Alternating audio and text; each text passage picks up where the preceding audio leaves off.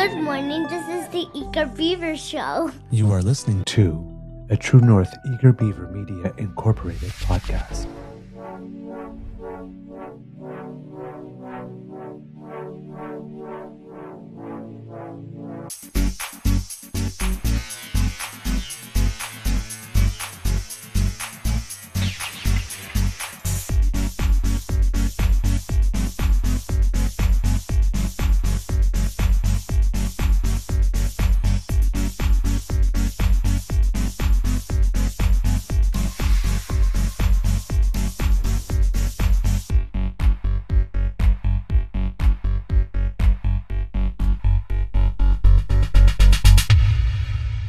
True North Eager Beaver podcasts are proudly brought to you by our founding sponsors, the Miss V Mysteries from Corvid Moon Publishing, your source for science fiction, fantasy, and cozy mysteries featuring a broad diversity of characters. PsychicTarot.ca, book your tarot reading and unlock your spiritual journey. And the Pepper Master, hot pepper sauces made from farm-fresh ingredients to thrill your taste buds and expand your mind.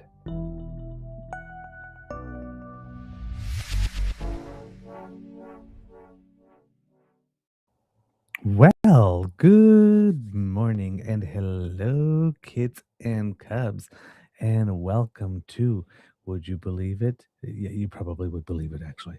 I have no idea whatsoever. Of the episode. Episode 877 in season 5, of course, of the Daily Beaver Morning Show. Oh, Canada. Always 100% Canadian.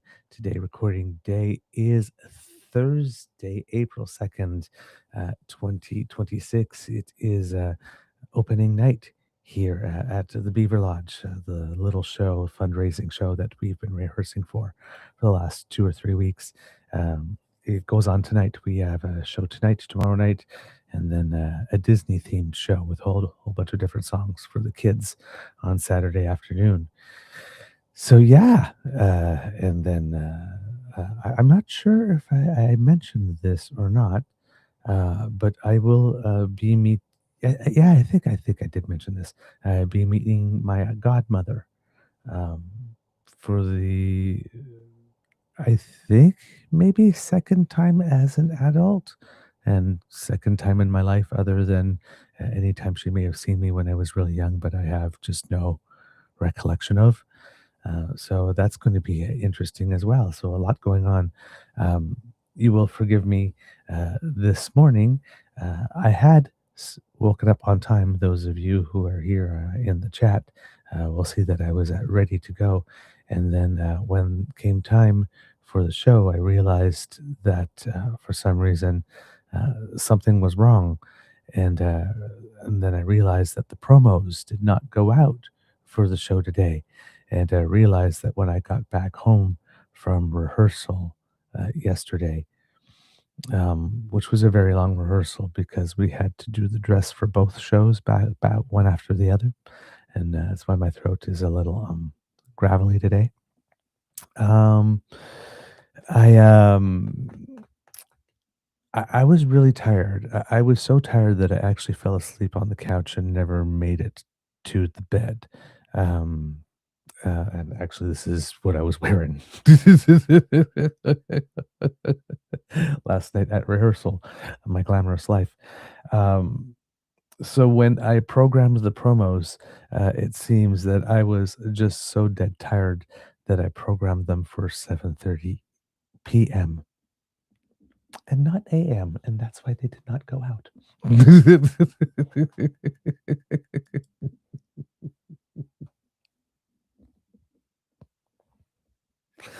It's how the sausage is made, man.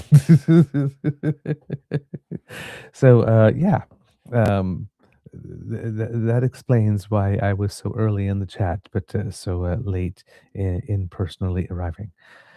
So forgive me. I was just a very, very tired beaver. But it looks like we're going to have a nice little show.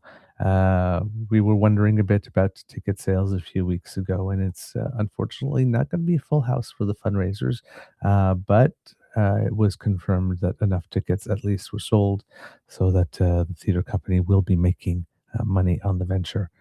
So that is good because that was the whole point, right? We weren't, when we do a show, we need to have a theater space for 3 weeks, 2 weeks for the run, and then 1 week, for the setup and build and all that kind of stuff, and a few rehearsals on stage before we go live because we always rehearse in a school. And there was just no theater that had a space for the spring show. So the theater company is doing this fundraiser. We rented a theater space that was available between two shows for about a week so we could do 3 shows, and we've rehearsed a little bit for it and tried to sell tickets. So it's it's not the costumes and the sets and all that. It's just us singing and a little bit of a sing along with the karaoke vibe and type of thing. So inviting people to come up on stage and sing as well. So just a fun evening of people who like to like musical theater songs or songs from movie musicals, and we just want to geek out a little bit and then raise a little money for the theater company so that I believe their first production for next year is Dear Heaven Hansen. So that should sell pretty well. So yeah, we are doing this fundraiser. So yes, it was nice to know that we will at least be breaking even and that it won't be costing the theater company money to stage it. And because that's when you really sort of get kicked a little bit. You have to spend money to make money, but when you spend money to make money and don't actually make money, in your community-based organization, that's a little rough. So goal achieved, yay! I'm just hoping that we can talk it up, or that we are so spectacular in the first show that everybody just comes rushing for the second. But of course, we're also competing with Easter weekend, so um, that's also a big draw. You know, it's kind of hard to compete with Jesus. Just saying.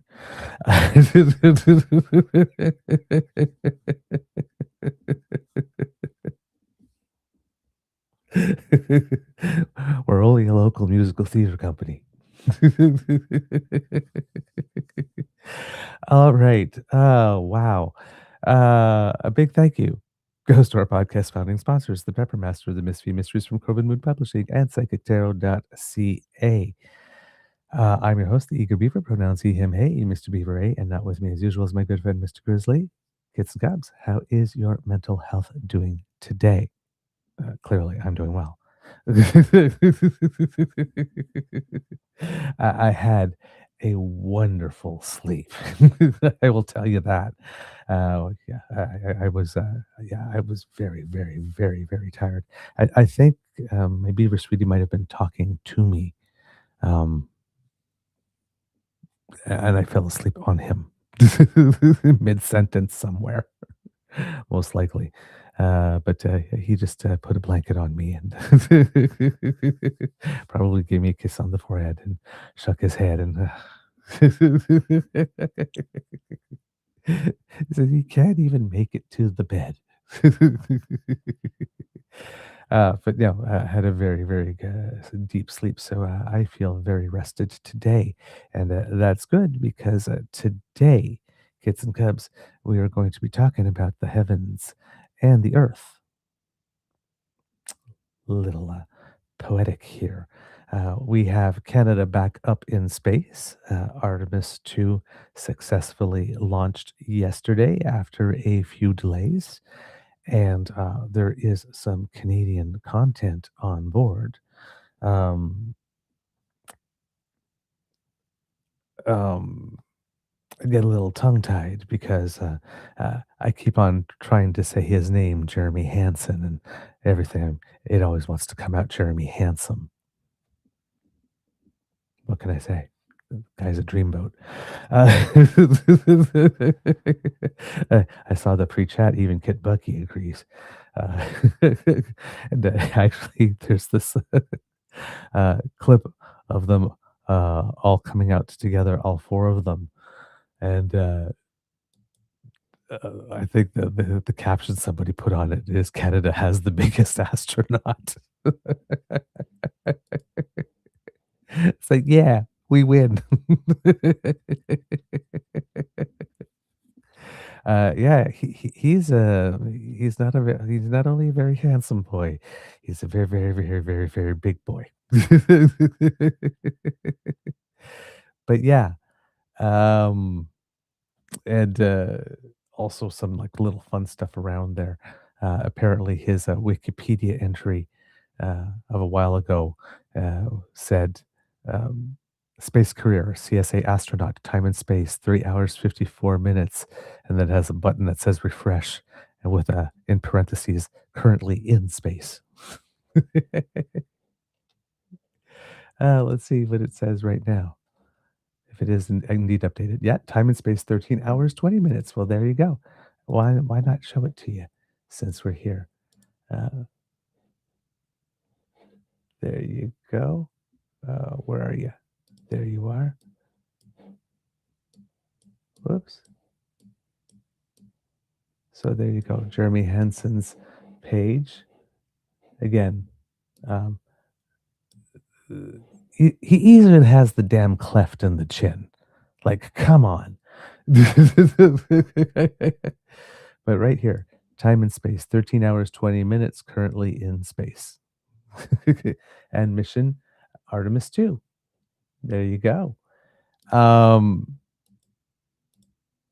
All right, let's just hide this here. Mr. Hansen, of course, incredibly accomplished, as most people are when you reach this level. I think there were 5,000 applications sent in when the Canadian Space Agency um, launched its search for the next group of Canadian astronauts.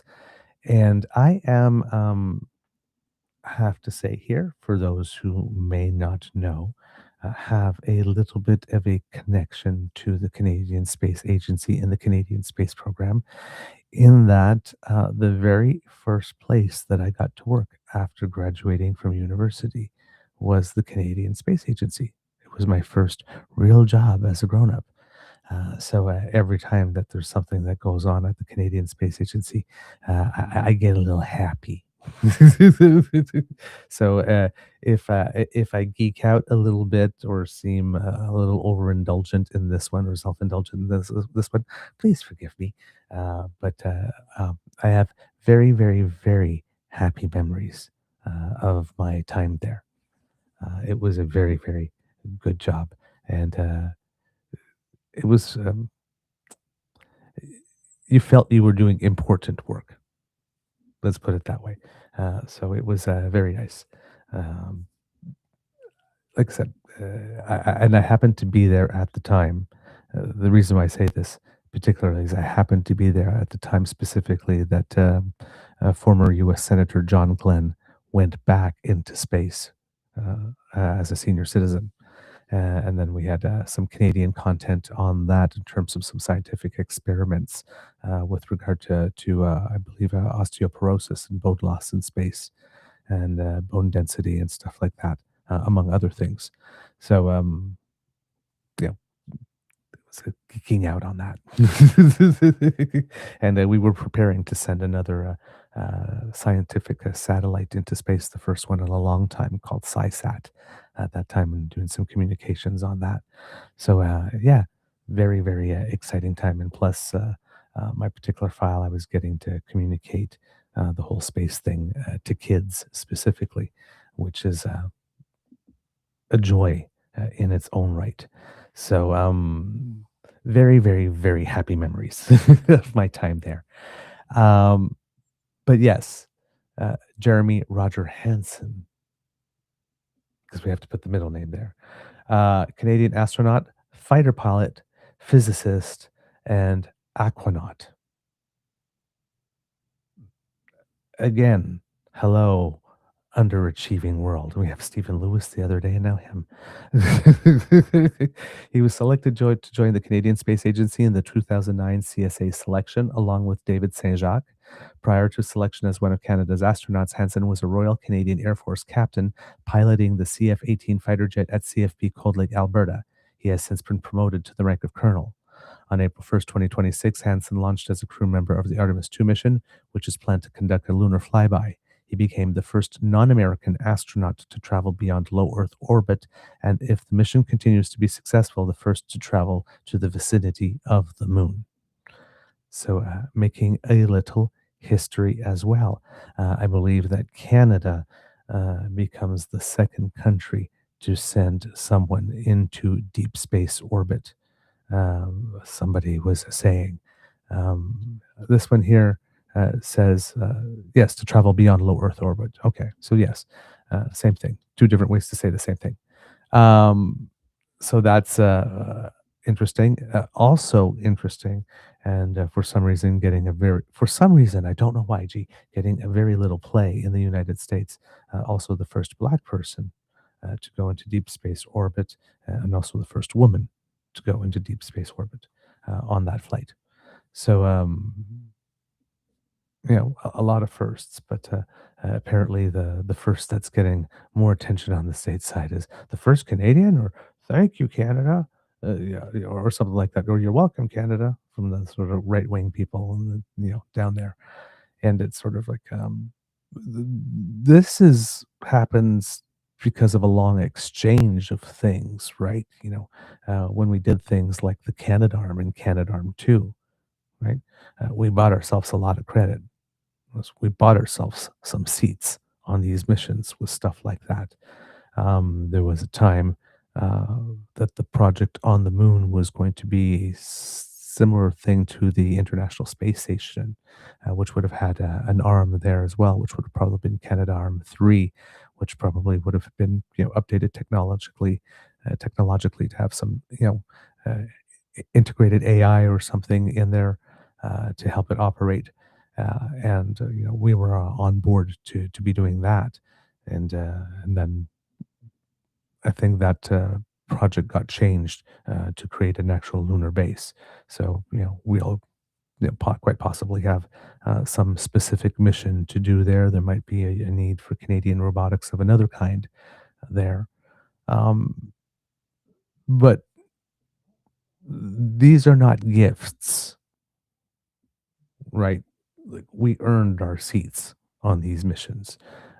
It's one thing that a lot of people maybe are not aware of, particularly south of us. It's these are not just handed to us, or it's not a favor. We actually do some work in order to get that seat there. Um, so yeah, and this guy has seems to have been laser focused. I was hearing an interview, I think, um, about him, that he saw something about space. I think he was looking for something in an encyclopedia, I think, and came across Armstrong on the way there, and was reading about Neil Armstrong, and I think that was it right there. He was hooked and wanted to become an astronaut, and he seemed to have been very singularly focused, because at the age of 12, he joined the 614 Royal Canadian Air Cadet Squadron in London. So at the age of 12, he was already an air cadet. It's like, the man had a plan and an incredible amount of focus. So yeah, um, and everything that you want as a spokesperson, right? Kind, smart, intelligent, uh, uh, gracious, gracious to his team, gracious to everyone around him, great with kids. If you've seen him go over the past few years, extremely well spoken.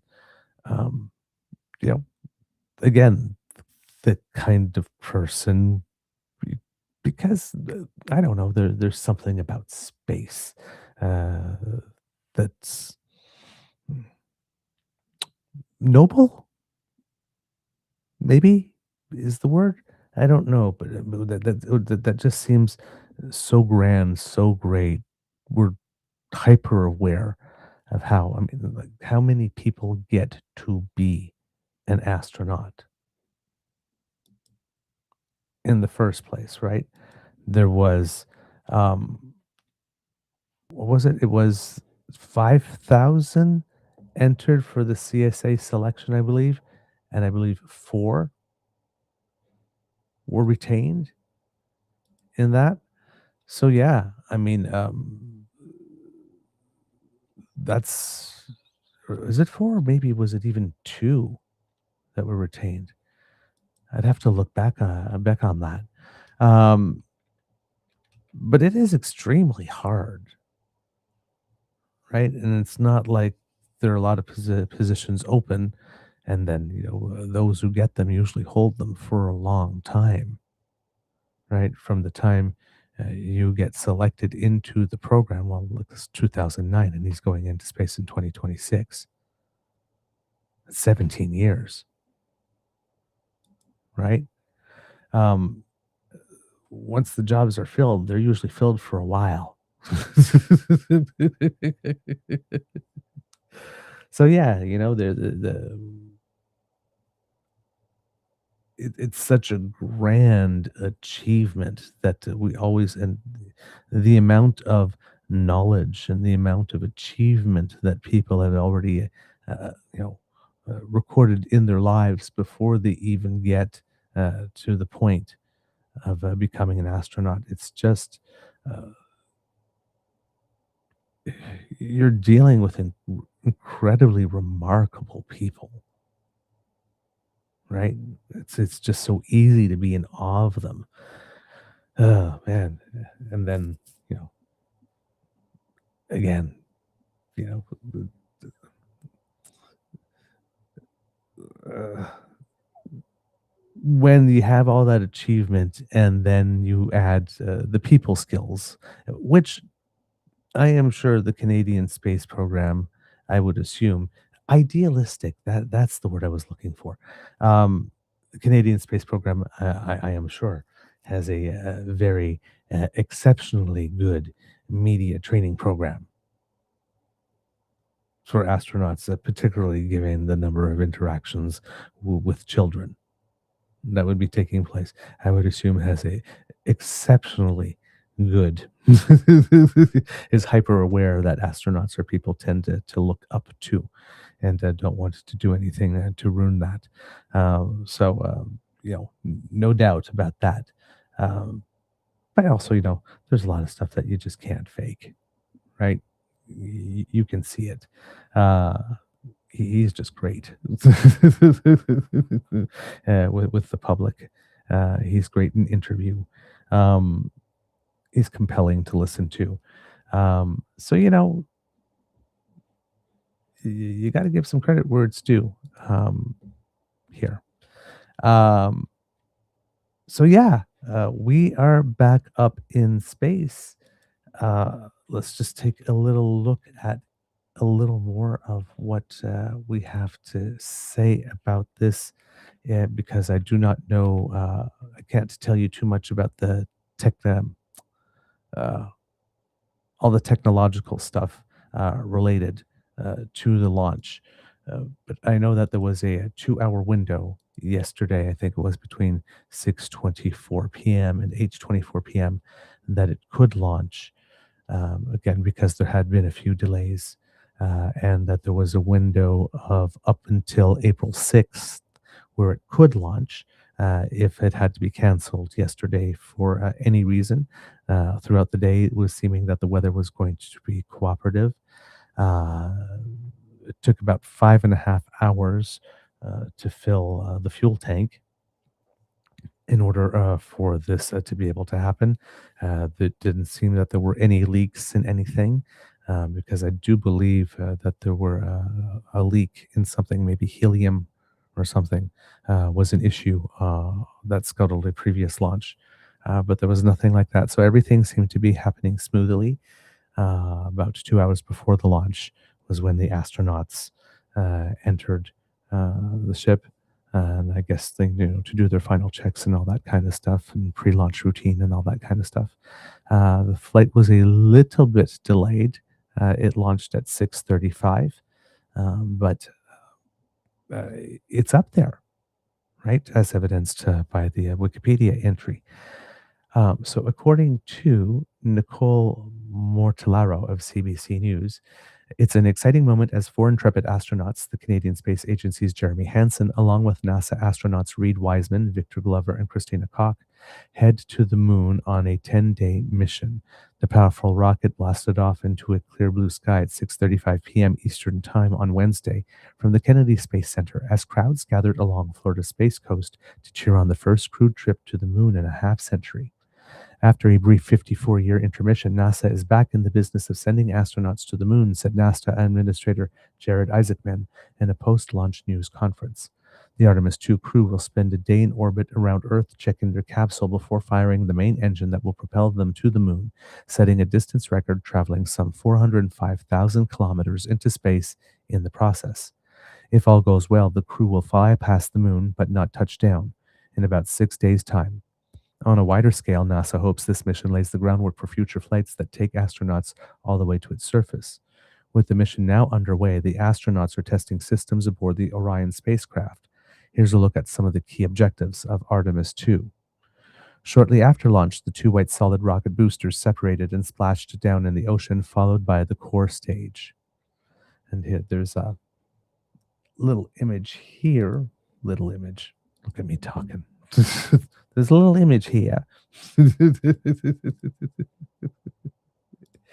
Right here of the various stages that we're going to be talking about here. So the solid rocket booster separation here, that's 2:08 after launch. The launch abort system jettison at 3:28 after launch. The core stage main engine cut off at 8:06 after launch. The core stage separation at 8:18 after launch. And then the Orion separation at I'm going to guess this is 3 hours, 25 minutes, and 41 seconds after launch. And then, of course, when there are cut-offs or separations, there's a splashdown at some point. And the SRBs splashdown happened in the Atlantic Ocean, but the core stage main engine cutoff, which happened about just under 6 minutes later, 5 minutes and 58 seconds later, that one splashed down in the Pacific Ocean. Which gives you an idea how fast this baby was traveling.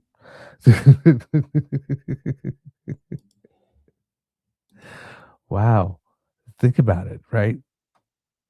The things that separated into two separate oceans. That'll blow your mind. Well, at least it blows my mind. But then again, I'm a bit of a geek. The astronauts won't head straight to the moon. Instead, they will orbit Earth for about 25 hours. One objective while in Earth orbit is to test Orion's maneuverability. The interim cryogenic propulsion stage, ICPS, will raise Orion into a high Earth orbit before separating about 4.5 hours after launch.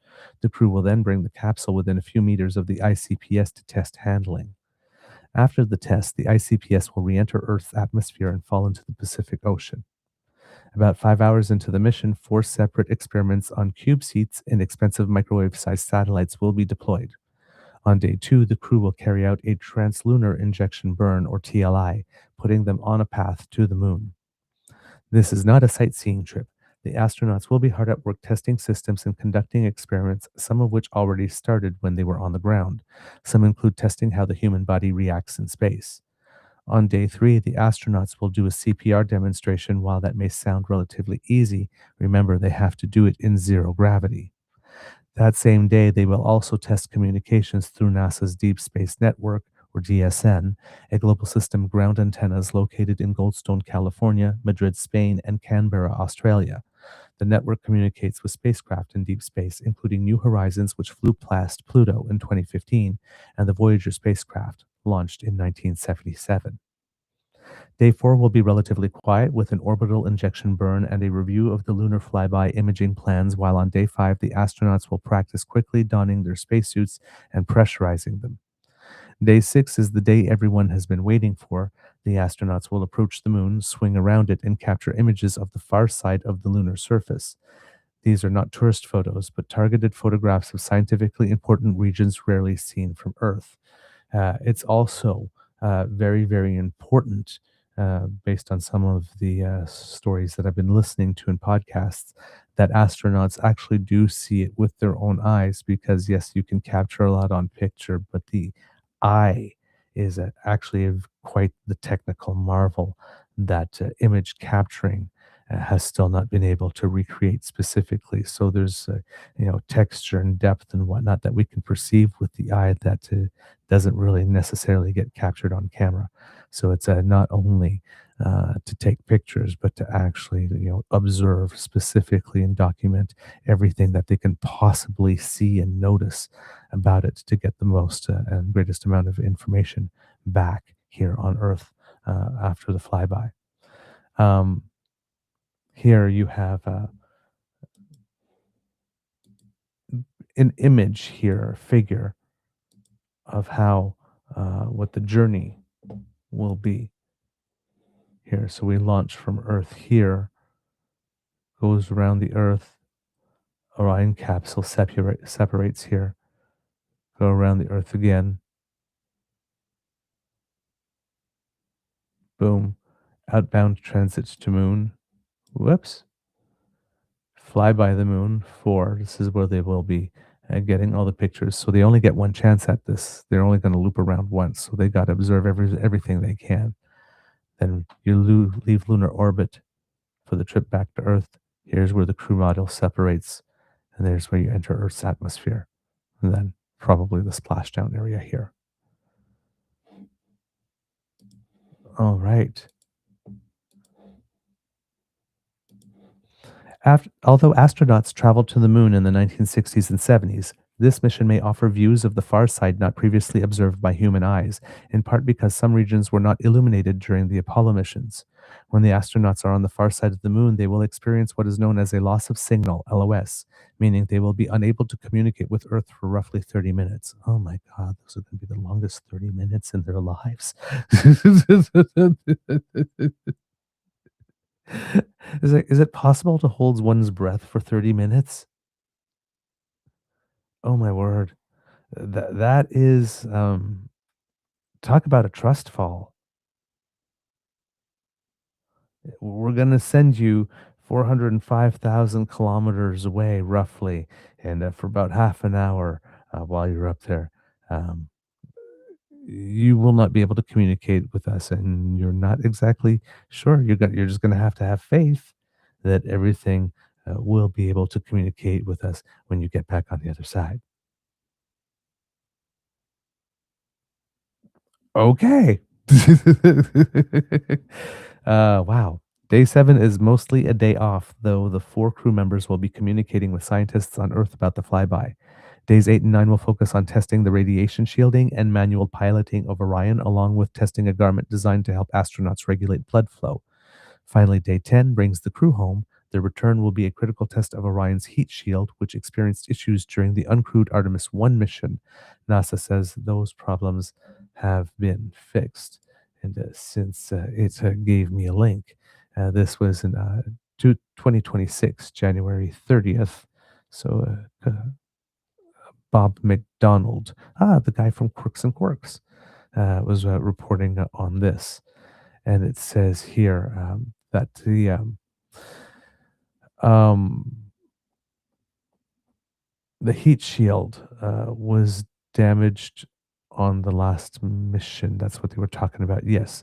It says the 2 most dangerous phases of spaceflight are the launch and the landing. Rockets have a tendency to blow up at launch, and capsules returning from space must endure extreme heating as they plow through the atmosphere.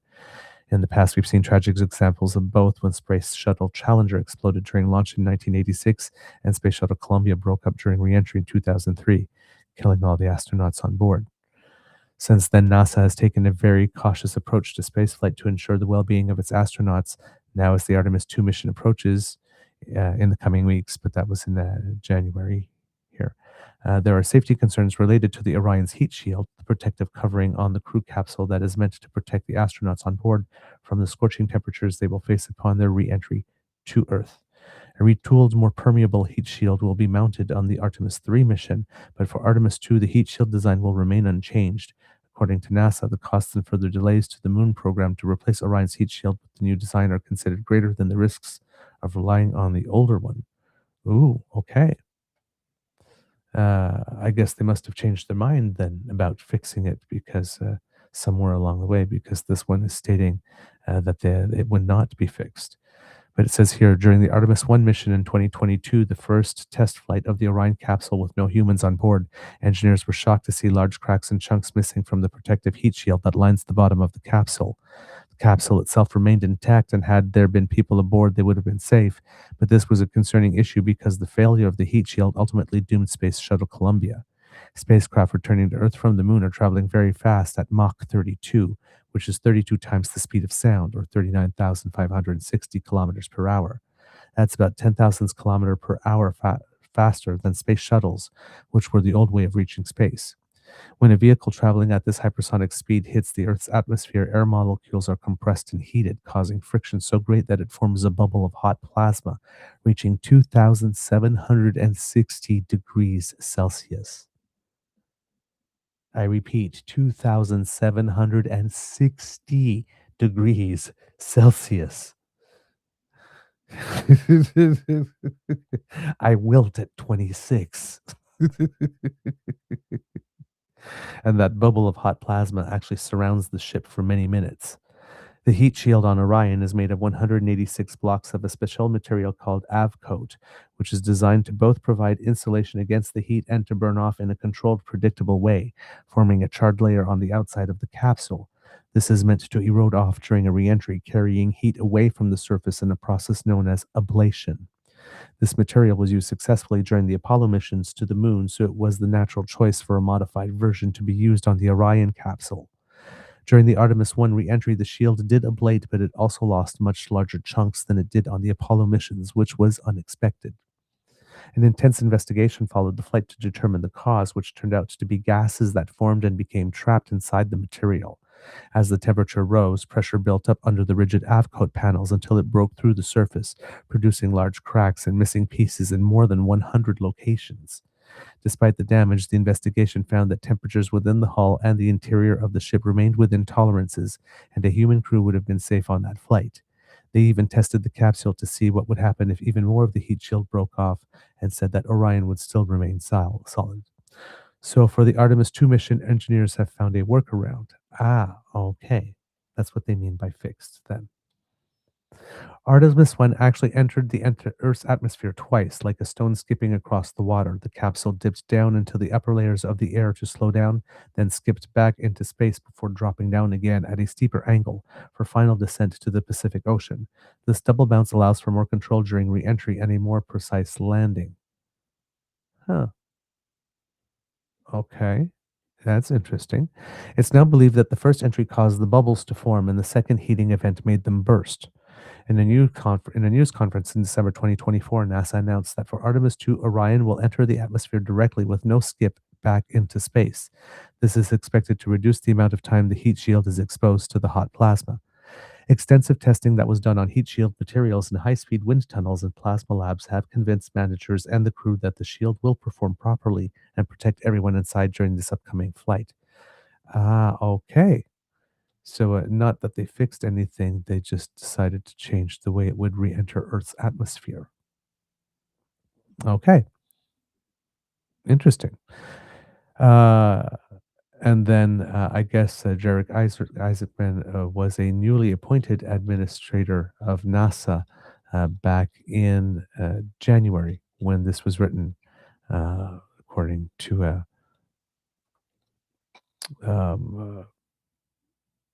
oh my God, I forgot the name of the author off the. Wow, that's terrible. The guy from Quirks and Quarks. According to Bob McDonald. Jeez, how could I forget his name? My word. Uh, he said that he had at the time full confidence in the plan after meeting with engineers, spaceflight officials, and outside experts.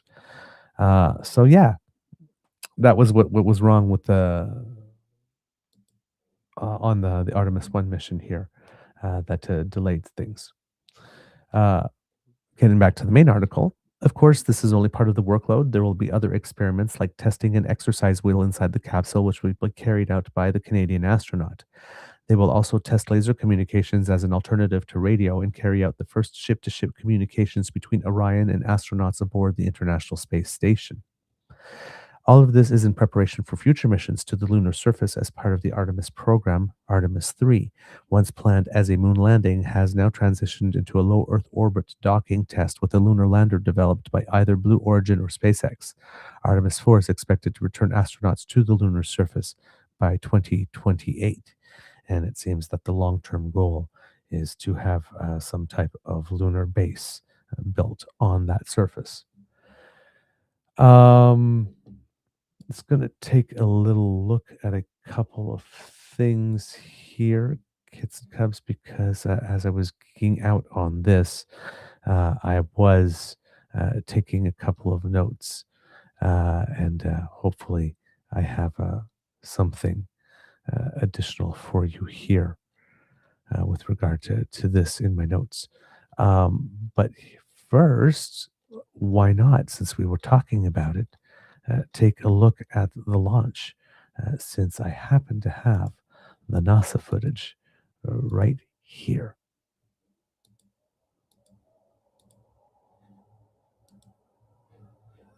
Let's take a look at that. There you go. Let's put this. 10, 9, 8, 7. RS-25 engines lit. 4, 3, 2, 1. Booster ignition. And liftoff. The crew of Artemis II now bound for the moon. Humanity's next great voyage begins. Good roll pitch. Roger, roll pitch. Houston now controlling the flight of integrity on the Artemis II mission around the moon. Integrity, AMT high. AMT high. On time passing 30 seconds into the flights. Integrity passes the alternate MECO. Target milestone. Mission Control Houston seeing good performance on the 4 main engines. Space Launch System core stage. Integrity, 3 miles in altitude. Traveling more than 1,200 miles per hour.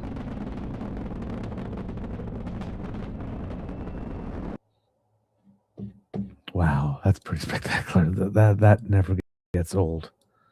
It is just awesome. Yeah, right, Kid Linda? No matter how many times I've seen that in my life, it's always thrilling. Get that little tingly feeling right here in the sternum, you know, that sort of uplift. Oh, wow.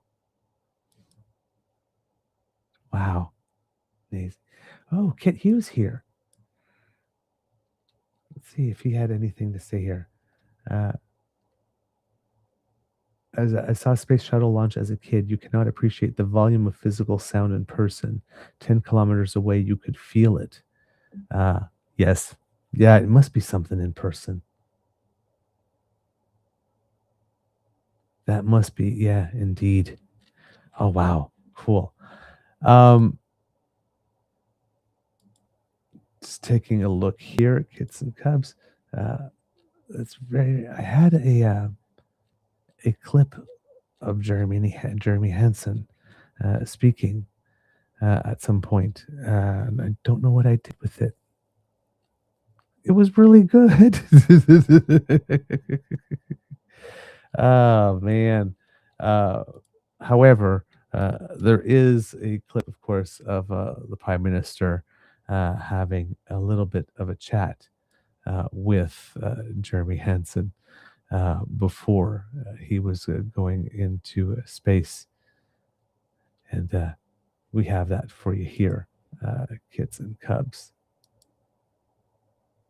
And I'm going to replace it first, so that way you see the right thing the first time. There you go. That's much better.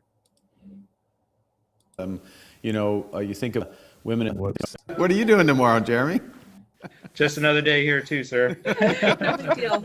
It's nice to meet you, Jenny. Nice to meet you, Jeremy. 10 days, is that right? Is it first non-American? Yeah, first non-American to go to deep space. The fact that we'll be the second country in the world to send a human into deep space says a lot. That's exactly what I feel.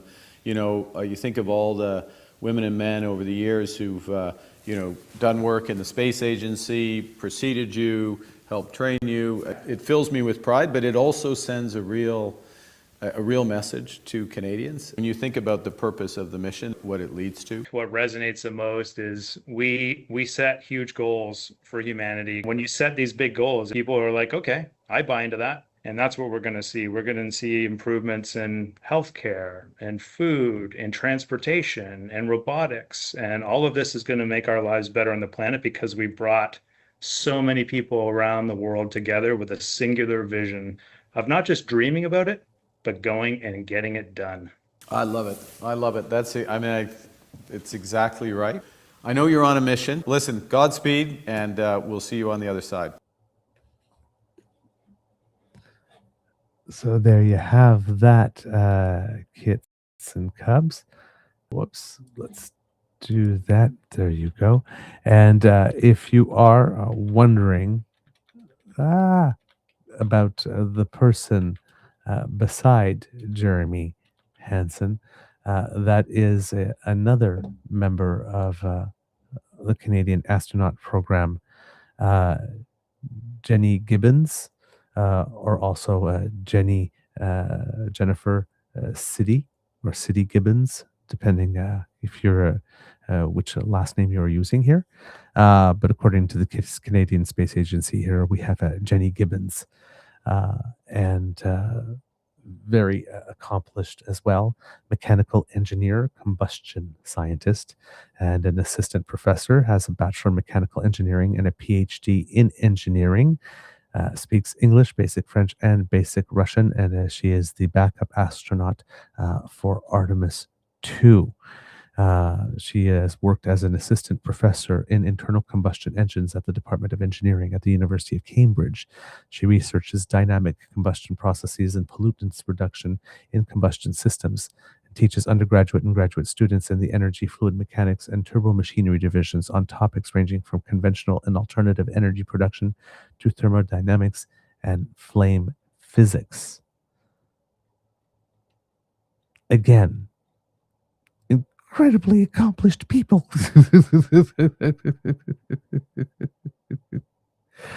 Oh man.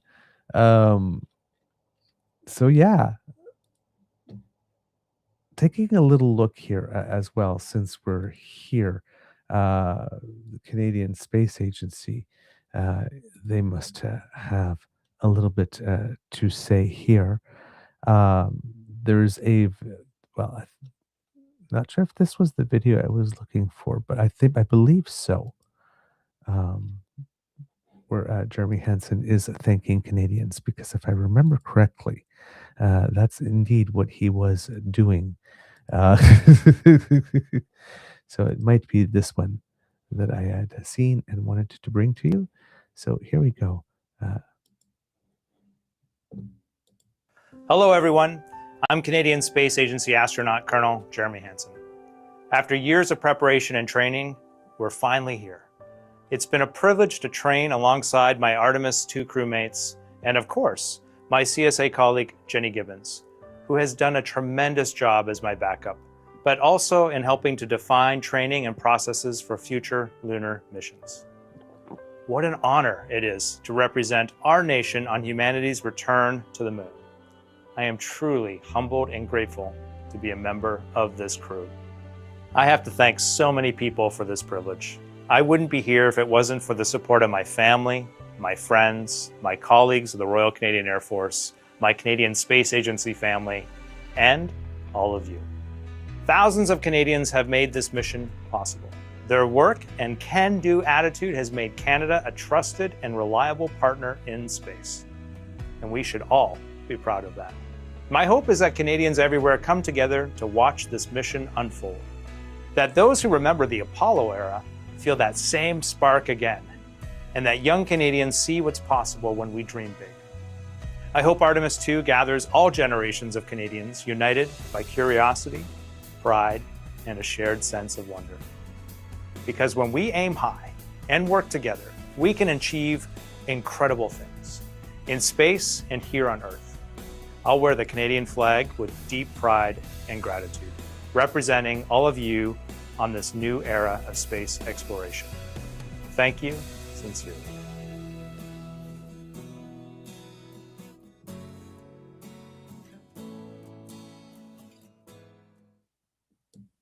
Hello, everyone. I'm Canadian. Oops. It was so nice. Had to see it twice.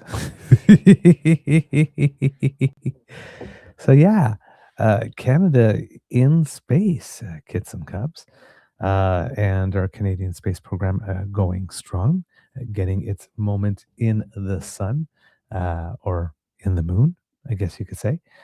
Godspeed, says Kit Hugh. Indeed, Godspeed.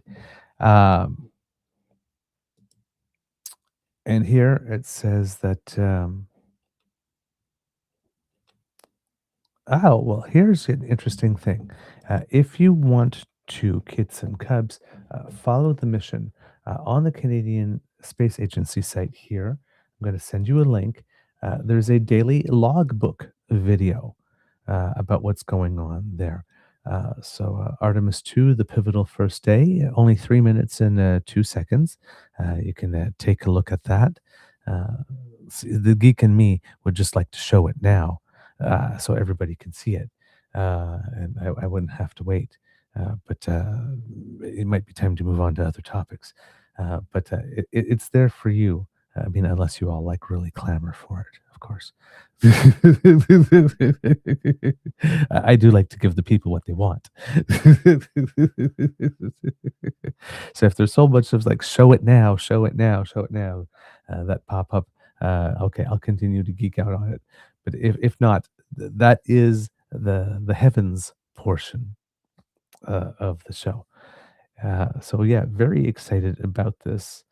Like I said, just the inner kid, I guess, kind of comes to life when that kind of stuff happens. And I don't know, there's just something about, I'm a Canada geek too, right? So, the fact that it's us and that we're up there and we're the second nation in, to go into deep space orbit.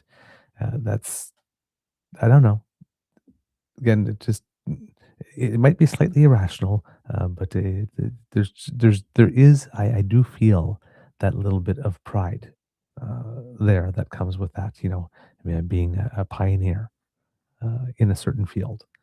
That's it's pretty exciting to me. Pretty exciting to me. Yes.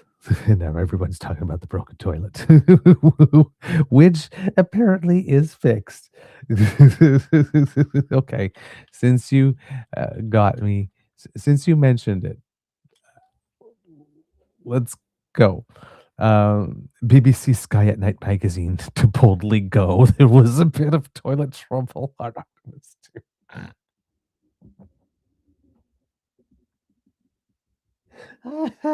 To boldly go. Oh my god. Okay, have to read that. Oh my god. Houston, we have a toilet problem and we fixed it. Here's how the crew of Artemis II tackled the problem, by Ian Todd at BBC Sky at Night magazine. It wasn't the most glamorous milestone in spaceflight history, but it was one of the most pressing. Shortly after Artemis II's launch on 1 April, NASA confirmed the crew had reported a blinking fault light with the onboard.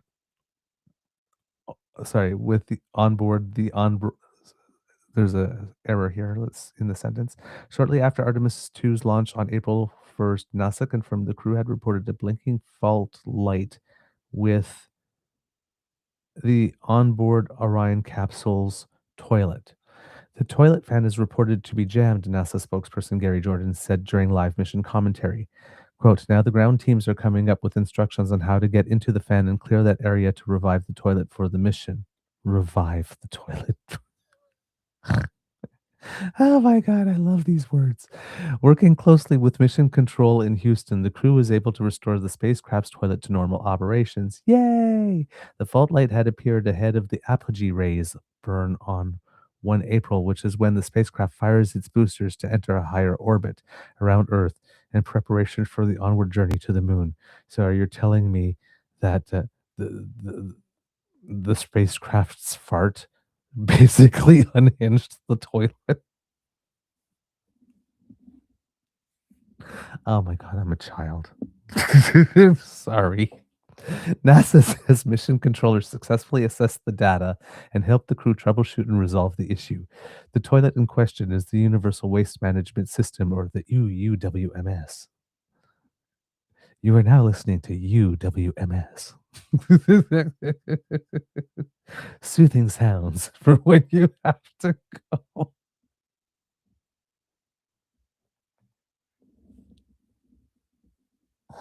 Oh, oh my God. I am terrible today. Okay. The toilet in question is the Universal Waste Management System, which is a critical piece of hardware that, as we explained in our guide to life aboard the Artemis II mission, uses airflow to draw waste away from the body in the weightless environment of space. The Artemis II toilet is so loud the crew must wear ear protection while availing of the lavatorial facilities. Things you did not know, but I guess that does make sense. That would be loud. Oh my word. Okay.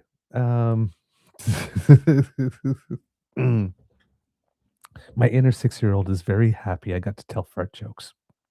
So there you go. Uh, yeah, Elaine. I kind of suspect times like this makes Alex shake his head. Yeah, one of two things: he either shakes his head, or um, I become a terrible influence and he joins me.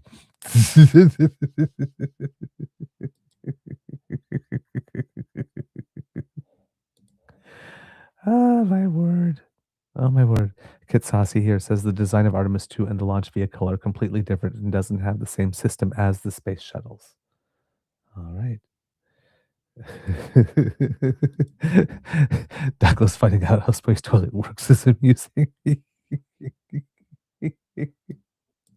I never stopped to ask. I've wondered how you go in space, and that question has been answered. But how the actual toilet works, no, never dawned on me to be curious about that. Probably because, probably directly proportional to my odds of going into space. I guess. Oh man, jeez. Yeah, Kit Hughes, submarine toilets are the worst. Yes, uh, the U.S. has had a little issue with that too. Apparently, I'm not sure if it was a submarine toilet or just um, oh my God, not a tanker, aircraft carrier. I'm thinking if it was an aircraft carrier or a submarine, but yes, the one of them. Oh my God, I can't even remember the name of it, but that's so terrible. The Gerald Ford, I think it was. It's the name of the ship. I think there was an issue there. And yes, Kitlinda, Chris Hadfield did do a whole video about space toilets. That is true. There is true. There's a course for using a toilet, Kit Hughes says, on a submarine. I guess there would be. Yeah. All right, kits and cubs. So that's the heavens part. On the earth part, there was an announcement by our federal government that pertains to nature and preserving our environmental heritage and biodiversity and things of the like. So on March 31st in Wakefield, Quebec, the Prime Minister was there and said the world is more dangerous and divided. In response, Canada's new government is focused on what we can control, building a stronger, more independent and more sustainable country. As we build Canada strong, we are protecting what matters most, including the magnificent land and waters we have inherited. The beauty of Canada's natural environment is increasingly under threat. Climate change, pollution, and industrialization are causing global habitat loss, an increase in invasive species, and more destructive wildfires and floods. Tackling this issue is both a moral duty and an economic imperative. To protect Canada's lands and waters, the Prime Minister, Mark Carney, launched a Force of Nature Canada strategy to protect nature with an investment of $3.8 billion. Canada's new nature strategy will protect and restore critical habitats, ensure industrial strategies complement our conservation efforts, and mobilize new capital for nature. Canada's new government will introduce new measures that protect nature, that build Canada well, that value and mobilize capital for nature are the three main things. And then there were things in the announcement under that specifically. But we will go here to the Prime Minister. Let me see here. Just going to look through the chat there because I did ask for something. Okay, good. All right. Let's see here. Just going to find this for you. So the Prime Minister was, like I said, in Wild, Quebec, making this announcement. There are several components to it from what I'm gathering here and from what I've been able to detect from the press conference itself. For some reason, I'm having a little difficulty lining up the time here. I'm so sorry, kits and cubs.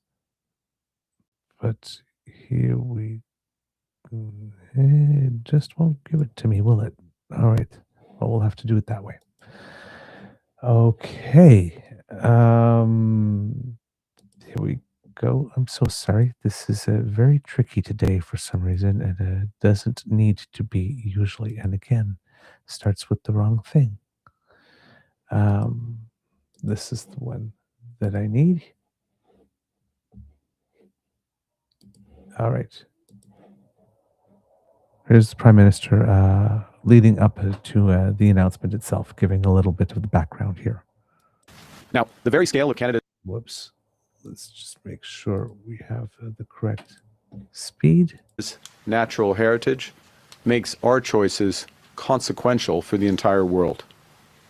And Canada has been a world leader in protecting global nature. Some of you, those behind me, those in front of me, those watching, were at the UN Biodiversity Conference in Montreal in 2022, where Canada helped secure a landmark agreement to halt and reverse global nature loss, the Kunming-Montreal Global Biodiversity Framework. As part of it, we and others committed to one of the world's biggest conservation goals, protecting 30% of our lands and waters by the end of this decade, 30 by 2030. This included a commitment to identify critical areas for our biodiversity and ecosystems, and by conserving these habitats, helping to limit the effects of climate change. Pour un pays aussi vaste que le nôtre, protéger 30% de nos For a country as vast as ours, terres et de nos eaux est un engagement ambitieux. Protecting 30% of our lands and water is an ambitious undertaking. C'est un engagement que notre gouvernement s'efforce de respecter avec détermination. It is a commitment that our government is trying to respect with determination. À cette fin, nous présentons aujourd'hui un plan, une force de la nature. La To that end, we're presenting our plan, a Force of Nature, stratégie du Canada visant à protéger la nature. a Canadian strategy that aims to protect nature. Today, we're launching a Force of Nature, Canada's strategy to protect nature. This is an ambitious new plan that invests $3.8 billion of new funds across three pillars: protecting nature, building Canada well, and valuing nature and mobilizing capital. Nature is a force for our well-being. When we're protecting nature, we're protecting Canadians, the air we breathe, the water we drink, the rivers we swim in. That's why today we are putting in place enduring mechanisms to achieve that goal of protecting 30% of our lands and waters by 2030. To get there, we're moving forward with a comprehensive approach. We'll create new national parks and marine conservation sites, new national urban parks, everything that Julie got into politics for, and more, and new so-called other effective area-based conservation measures, which are sites where the land and water can be conserved while allowing some other activities. Creating these spaces is ambitious. It requires significant funding. And we know we can't do it with just public money alone. That's why we'll work with the private sector to catalyze investments and preserve our lands and waters. Now, we're starting investing in our existing national parks to safeguard the extraordinary sites so they can be experienced for generations to come. We all have our connections. Just outside of Fort Smith, Northwest Territories, where I was born, Wood Buffalo National Park has made the preservation of the bison and the whooping crane possible, both endangered species when I was born. When I was growing up in Edmonton, I made lasting memories in Jasper National Park, just as my kids did here in Gatineau Park. So creating new parks and making all parks more accessible will help every Canadian experience the beauty of our great nation, as I have. That's one of the reasons, one of many, why we renewed the Canada Strong Pass for this summer, so Canadians can visit all our national parks for free. And it's why we're moving forward immediately on 2 new conservation sites. The first is the Winnipeg Indigenous Protected Area and National Marine Conservation Area in eastern James Bay off Quebec. And the second is the Seal River Watershed National Park in Manitoba. Le projet d'air protégé autochtone. All right. So lots of stuff beats there in the first bit. Just going to, there we go. All right. A couple of things talked about here. Again, as he mentioned, this is all within the context of the United Nations Biodiversity Conference in Montreal in 2022, where Canada joined 195 other countries in committing to protect 30% of the world's lands and waters by 2030. So he mentioned here 14 new marine protected and conserved areas and at least 10 new national parks and freshwater national marine conservation areas. In addition, the government of Canada will fund up to 10 new national marine conservation areas and 15 national urban parks that will protect at least 1.6 million square kilometer of lands in Canada and up to 700,000 square kilometers of oceans in Canada over the next 4 years. This will increase our terrestrial conservation from 14% to 30% by 2030, and marine conservation from over 15% to 28% on the way to 30% by 2030. He mentions here we will advance the Winnipesaukee in French. He was going to talk about here, advancing the Winnipesaukee Indigenous Protected Area and National Marine Conservation Area in eastern James Bay off Quebec. He's also talking about advancing the Seal River Watershed National Park Reserve in Manitoba, reinforcing Indigenous-led conservation works by investing over $230 million to expand the Indigenous Guardians Program to establish a new Arctic Indigenous Guardians Program. This will enable better monitoring, land stewardship, and conservation leadership in Indigenous communities while creating high-quality careers. We'll also support the recovery of wood bison populations along the Alberta Northwest Territories border through a $90 million investment into the Wood Buffalo National Park World Heritage Site Action Plan, and invest in the Ghost Gear Fund to further remove harmful fishing gear from Canada's oceans. This will build on the 2,500 tons of abandoned fishing gear removed from Canada's waters since 2020. So a lot in there. Let's go to the next section here in the press conference that I want to bring to you. There we go. Whoops.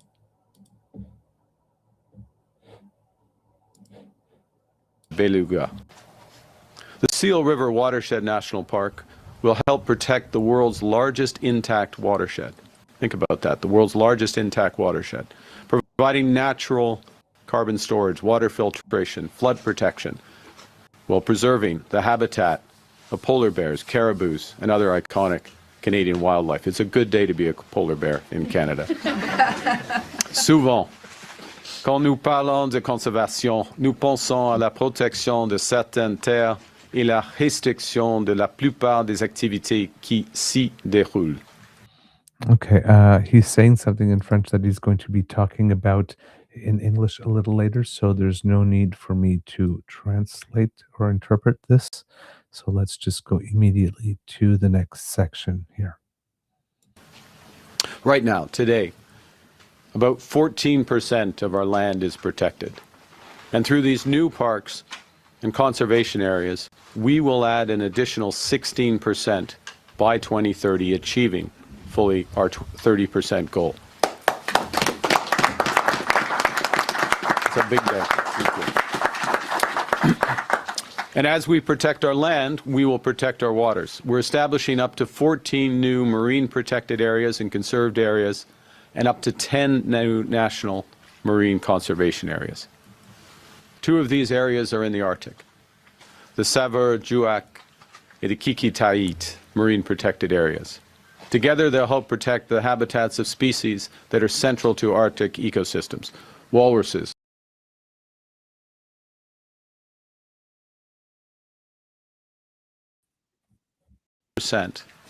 bringing us towards our 30% target for marine protected areas at about 28% of protected waters once complete.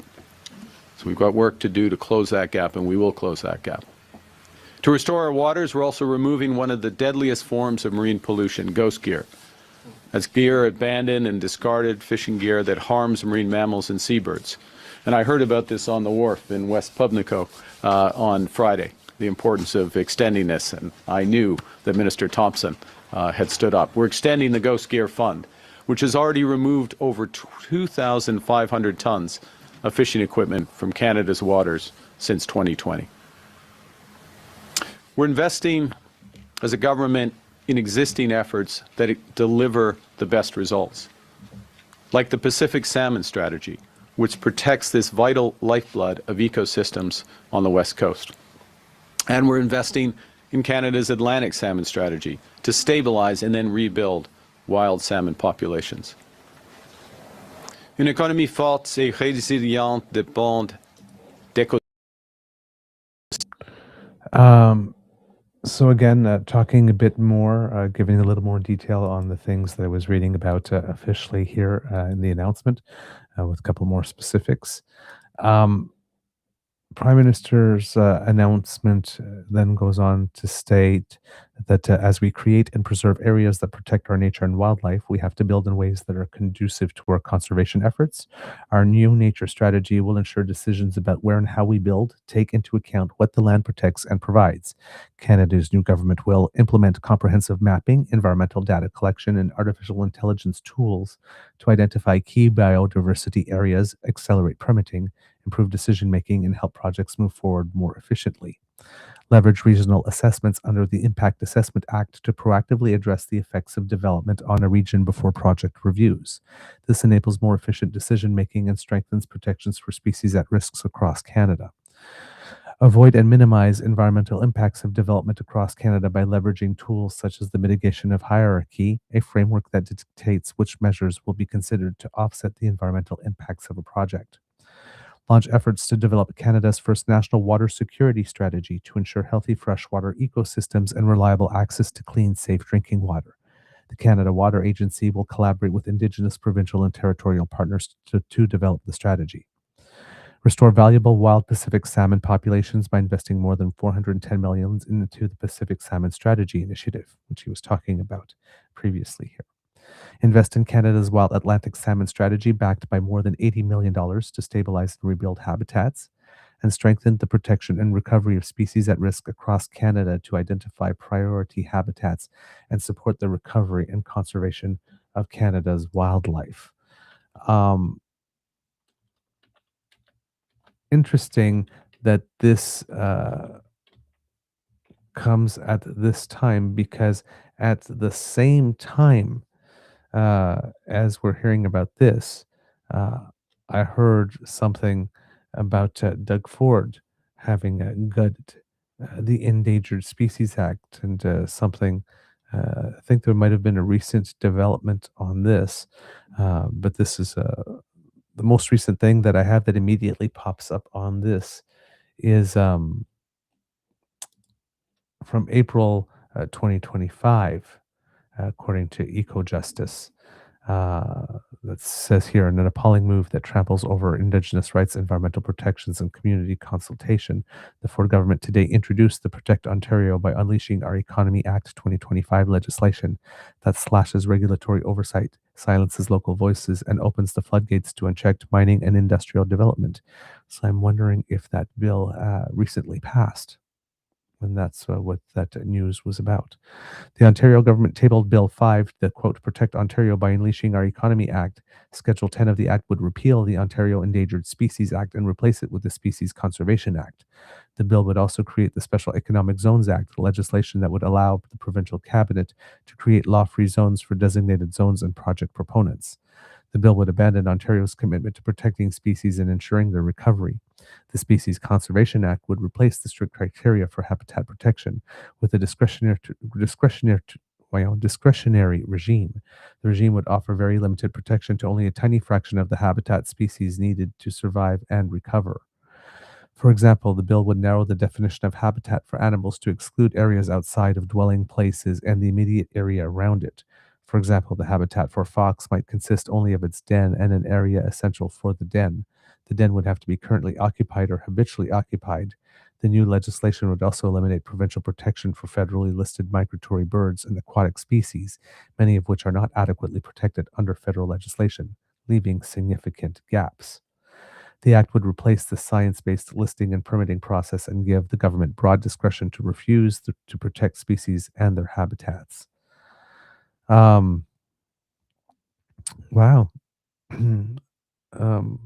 Quote, the Ontario government is using the trade war as cover for its war on species, said Laura Bowman, staff lawyer at EcoJustice. There's no evidence that sacrificing our biodiversity and running roughshod over our most precious and vulnerable natural assets will benefit Ontarians. The only thing that has been unleashed with this bill is an irrational vendetta against vulnerable ecosystems, plants, and animals. Once considered strong legislation for endangered species protection, the Endangered Species Act has been steadily eroded by successive provincial governments seeking to pander to the special interests of big industry, such as developers and forestry. The legislation would also erode the consultation rights of Indigenous people by eliminating permits over a wide range of destructive activities.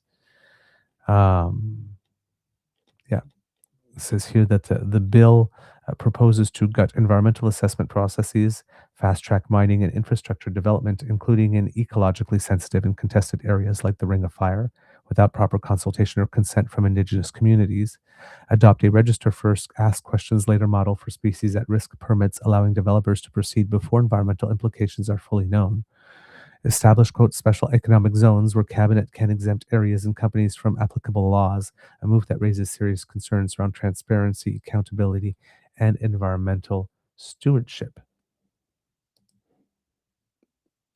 Okay. So yeah, that was just something that had caught my attention. Like I said, I'm not sure why that came up today, if it wasn't for the fact that something may have passed and I didn't see anything there.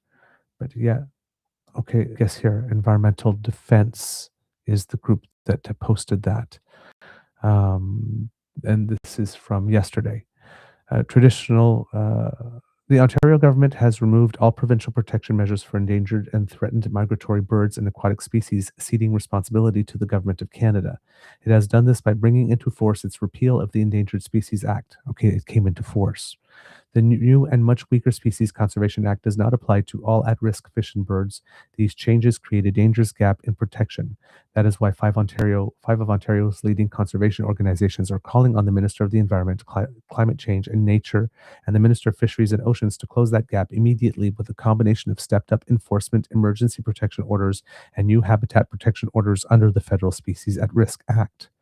Quote, the Ontario government's repeal of its Endangered Species Act poses an imminent threat to the survival of federally threatened and endangered fish and birds. Those species can't wait years or even months for a federal protection replacement. Canada's Species at Risk Act gives Minister DeBruce, Minister Thompson, and the federal cabinet all the tools they need to reinstate lost species and habitat protections with a few pen strokes as federal orders.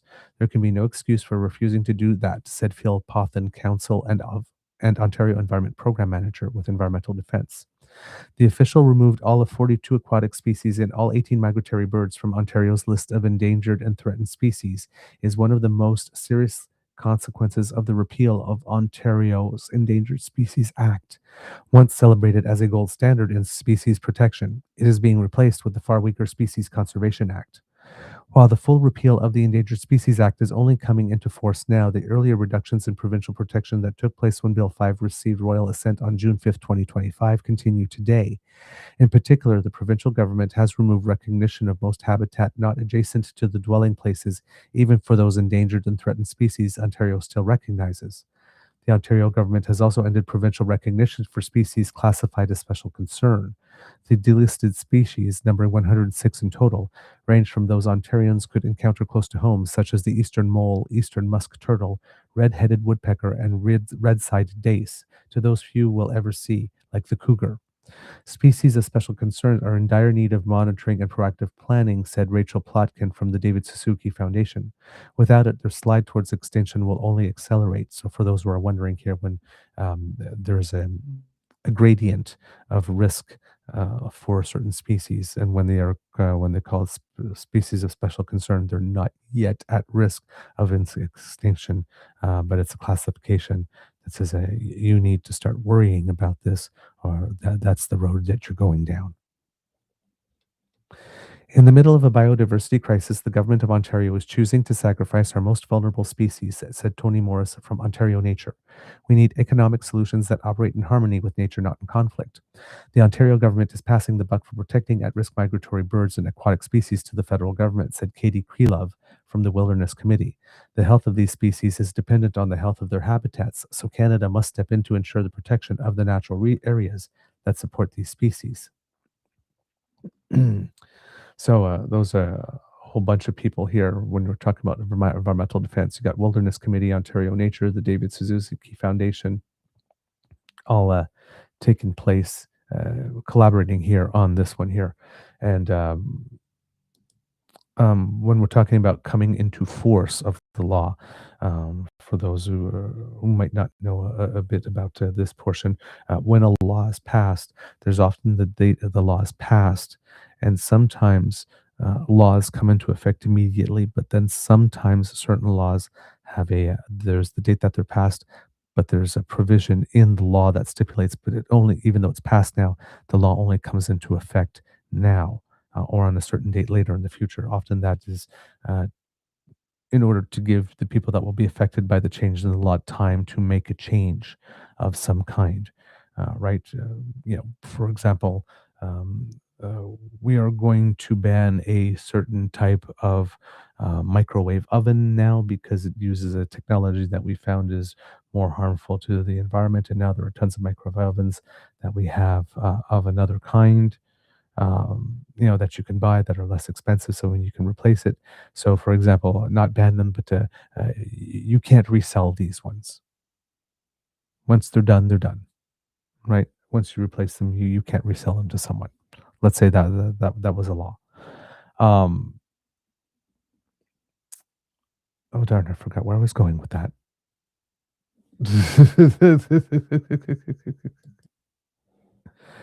Let me see what I'm looking.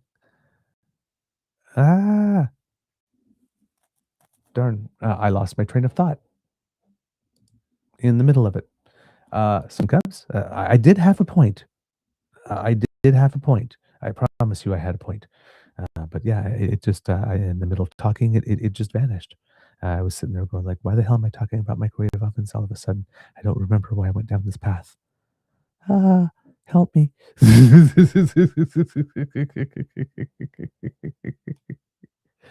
My word.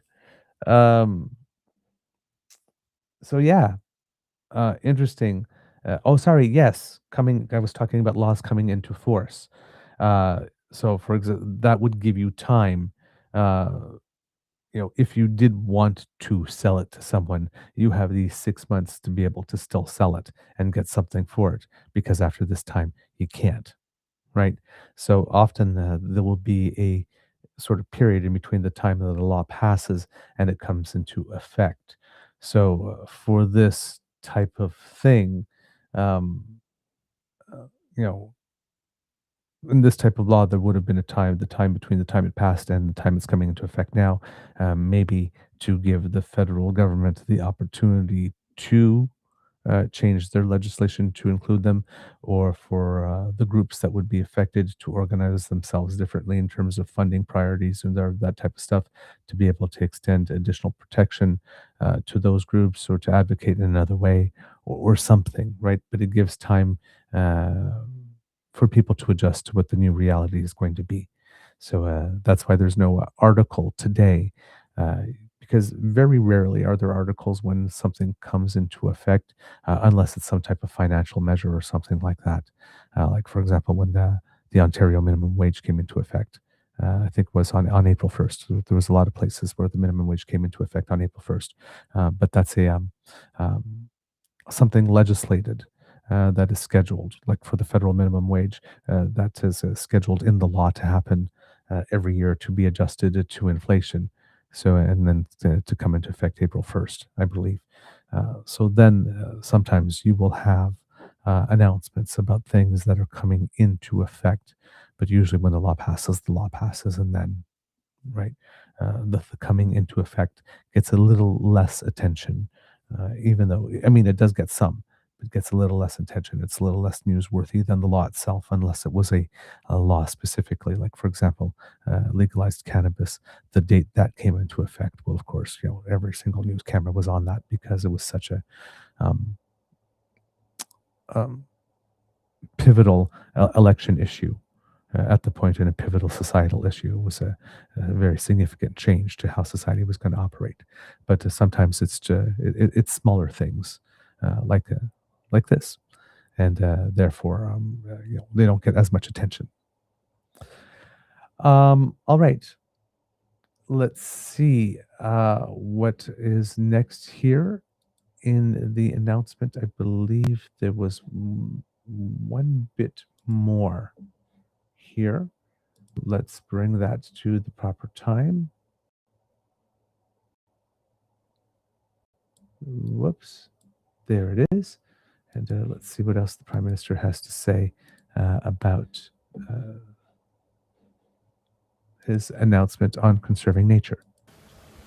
Through more comprehensive mapping of our nature, which is part of this plan, we'll have a better understanding of the biodiversity and carbon sequestration capacity across Canada. That improved mapping will create predictable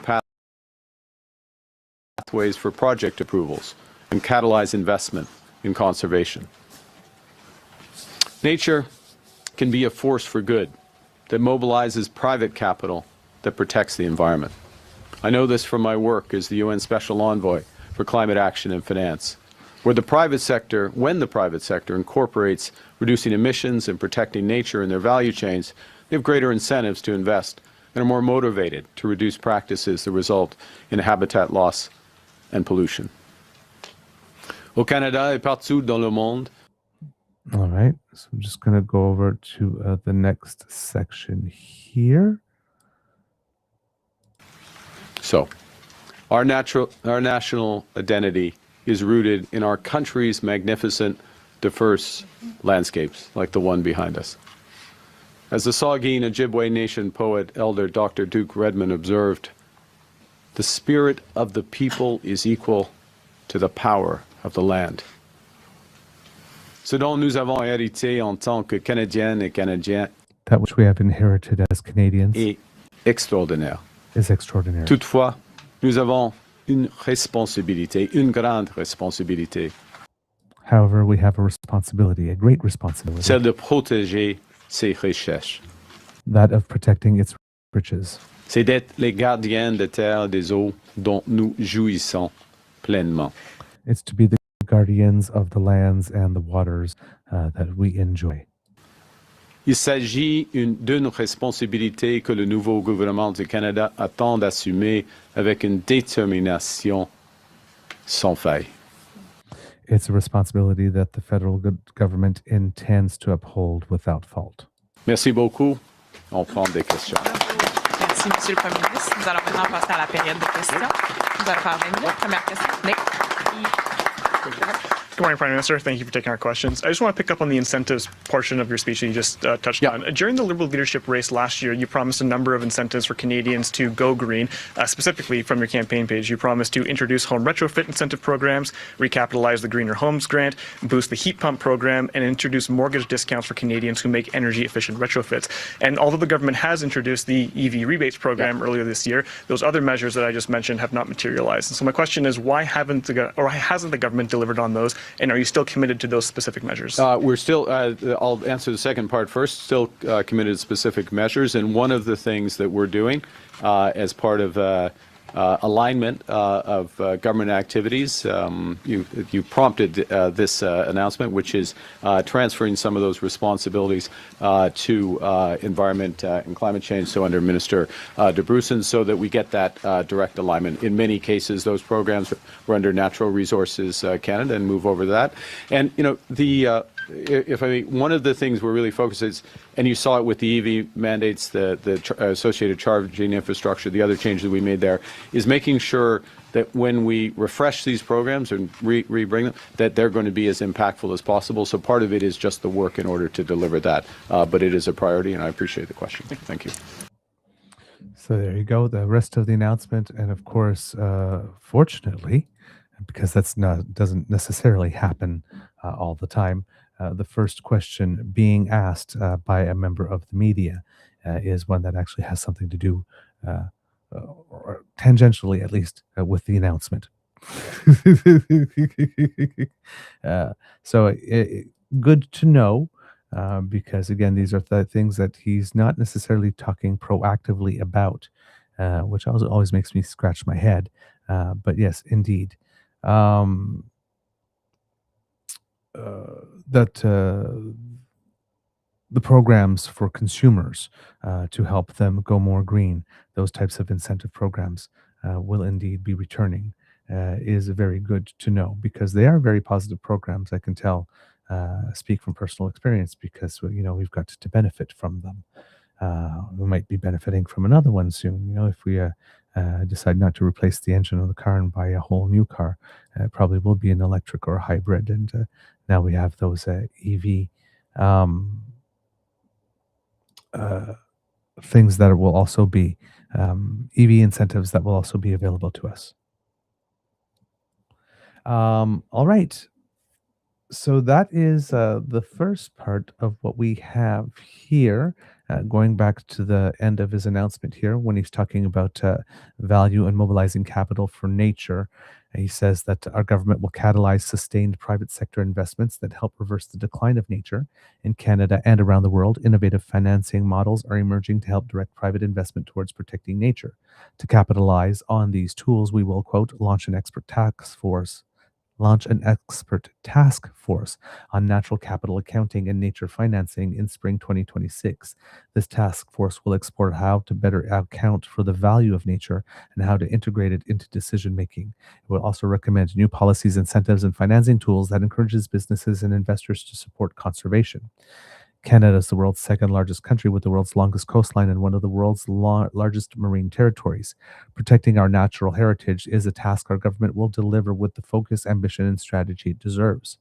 We will work with our provincial and territorial governments, Indigenous peoples, local governments, industry, and conservation organizations to deliver on our national and international commitments and protect Canada's natural environment for generations to come.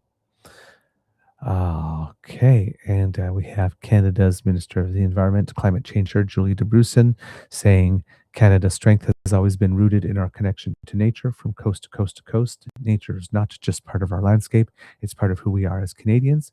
Through strong partnerships with Indigenous, provincial, and territorial governments and other stakeholders, we will expand the network of protected areas in Canada, invest in programs designed to accelerate conservation and restore ecosystems.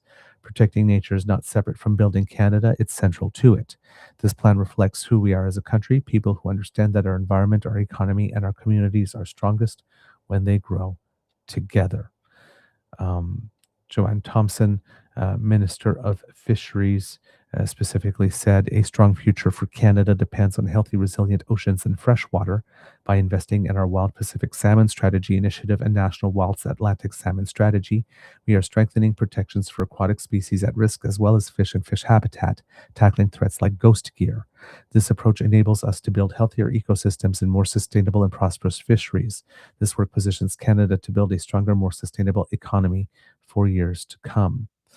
And then the Honorable Rebecca Alty, Minister of Crown Indigenous Relations, says protecting nature and advancing reconciliation go hand in hand. By investing in the Indigenous Guardians program, we're expanding Indigenous-led conservation efforts and creating good-paying jobs and greater economic opportunities. This is how we protect the lands and waters people depend on while also building stronger and more sustainable communities. And the Honorable Nathalie Provost, who's the Secretary of State for Nature, says Canadians' longstanding commitment to nature is undeniable, and our government is steadfast in its goal of protecting 30% of our lands and waters by 2030. A Force of Nature presents a bold new vision to reach this target, driven by a results-oriented approach to protect and leverage our natural capital. To realize our ambitions, we will use all available economic levers to accelerate progress and reach our target. This is how we will accomplish the 30 by 30 goal.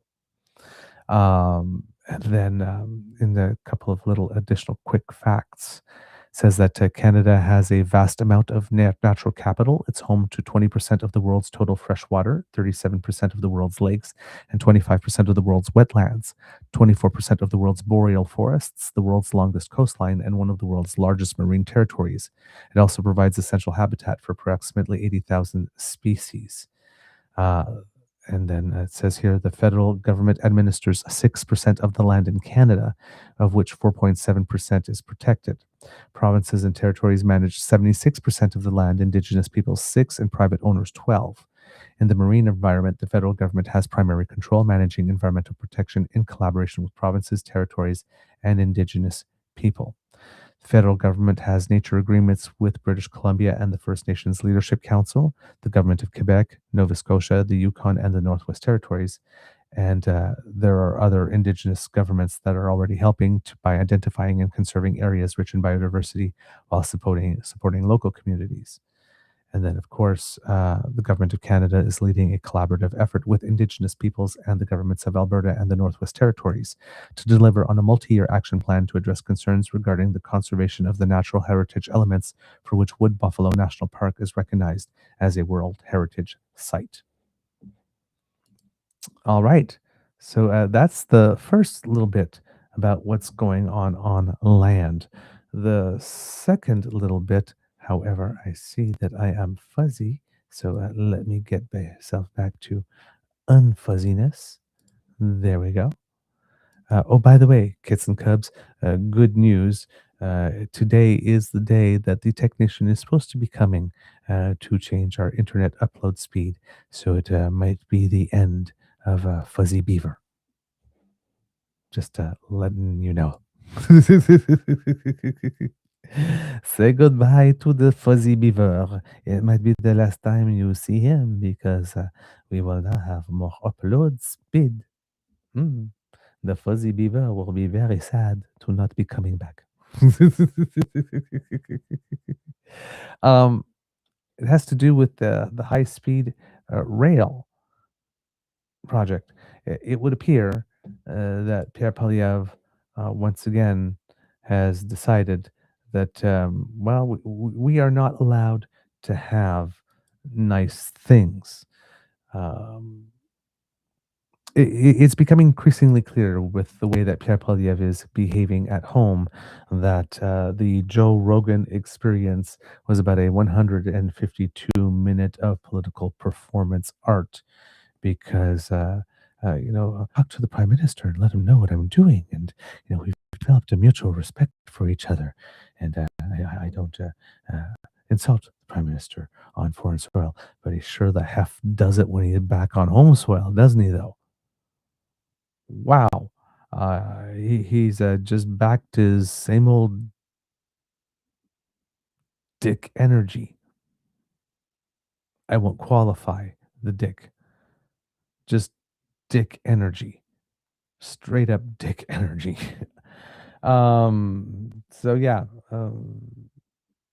And for some reason, he has come out very strongly against high-speed rail, which is very, very interesting because, as MP Mark Gerritsen pointed out, and as Dean Del Mastro himself is pointing out, former Conservative Party MP for the Peterborough area, where the high-speed train is scheduled to have a stop. This is something Dean Del Mastro fought for quite a long time. And Pierre's come out against it. So much like consumer carbon pricing that Conservatives were for when Stephen Harper introduced it, but then became against when Justin Trudeau bought it in, actually getting a pipeline built, which Stephen Harper said he was for, and then didn't get it built, and then Justin Trudeau did get it built, and Conservatives have been losing their minds ever since. Just like their stance on David Johnston, who they thought was great as a Governor General, but terrible to head a public inquiry, even though they had already retained him to lead a public inquiry once, the Karl-Heinz Schreiber thing. And Mark Carney, who was once good enough to be the central banker and allegedly offered the position of Minister of Finance because they knew that Jim Flaherty wouldn't be able to stay for much longer. But then turned against him when he decided to run against the Liberals. This is another thing that Conservatives were once for and have decided to be against because Liberals. So yes, in the department of this is why we cannot have nice things, Pierre Poilievre has decided that the Alto train is a terrible thing. It is an absolute terrible thing. A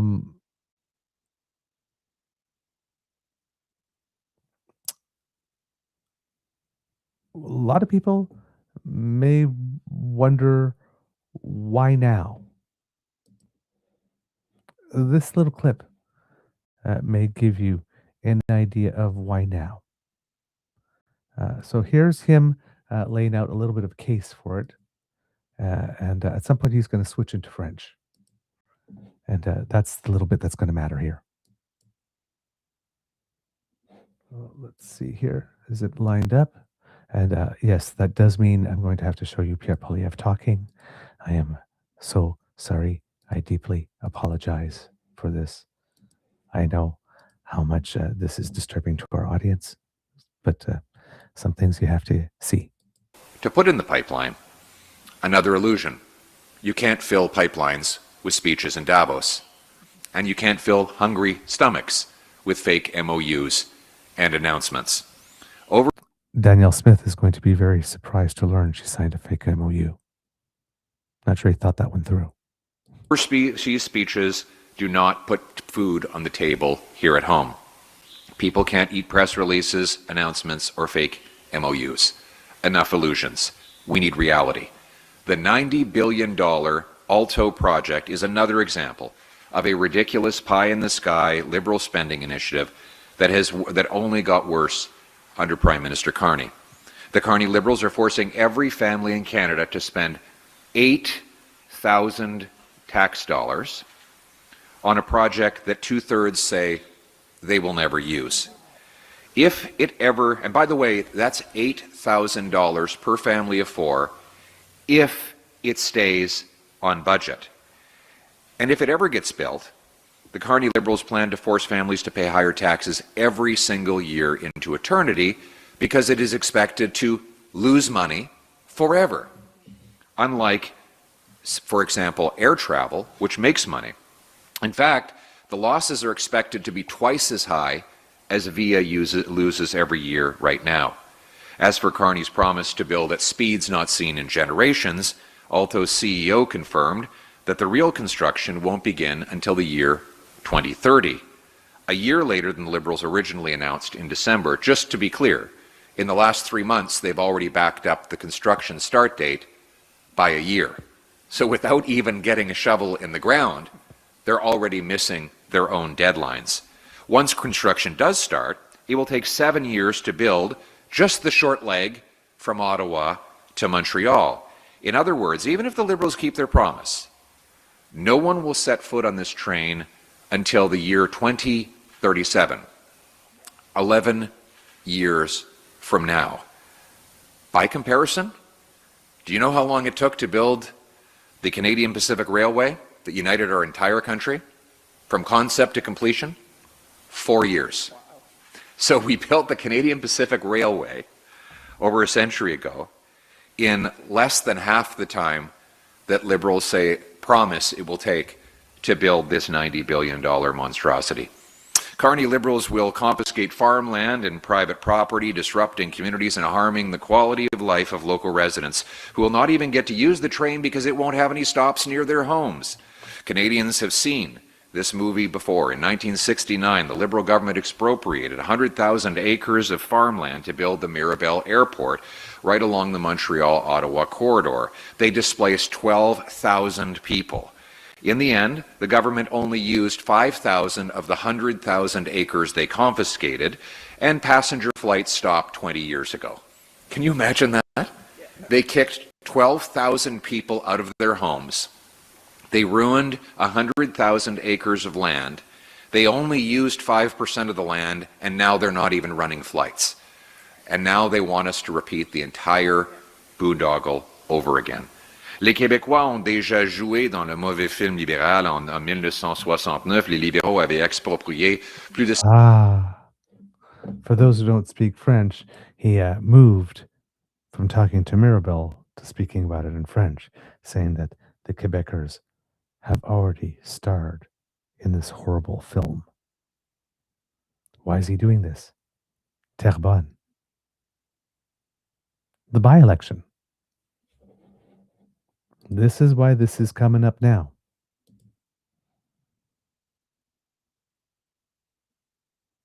He's linking this. He says this is going to be another Mirabel. Let's not do that. I will take that $90 billion and give you tax cuts and stuff like that instead. We can't have nice things. Most people in the country won't use it. Yeah, well, we do that all the time. When we built the Canadian Human Rights Museum in Manitoba, there's a lot of us that are never going to go and see it. We built it anyway. It's like everybody's going to pay for things. Yeah, we all pay for things that we don't use in this country. That's what a federation is.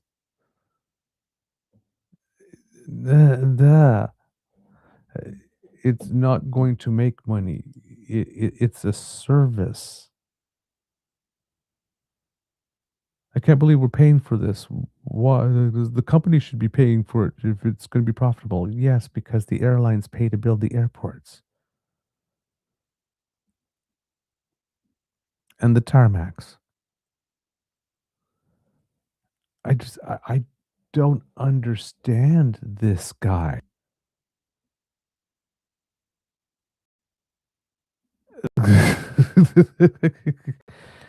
So yeah, now listen, there is some opposition, right? There's a whole issue of properties having to potentially be expropriated to create a path for this train. There is going to be some issues with regard to that, no doubt whatsoever. But this is a guy, oh yeah, it's going to be terrible. It's going to suck. It doesn't work. It'll never make money. And then, well, not with that crap attitude. I mean, oh my God. Yeah, exactly. Can-do attitude.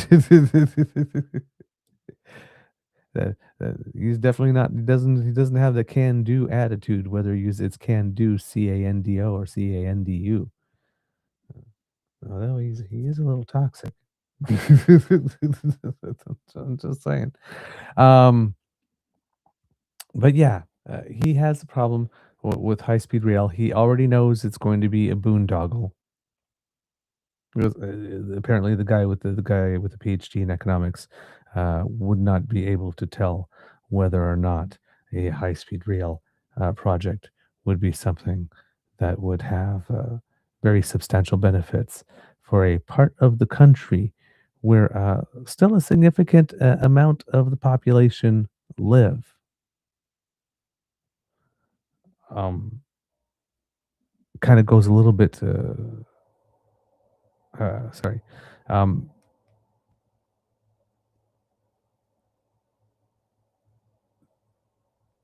he has problems with the subsidies for this that we're going to pay for this, but has no problem with subsidies for the oil sector.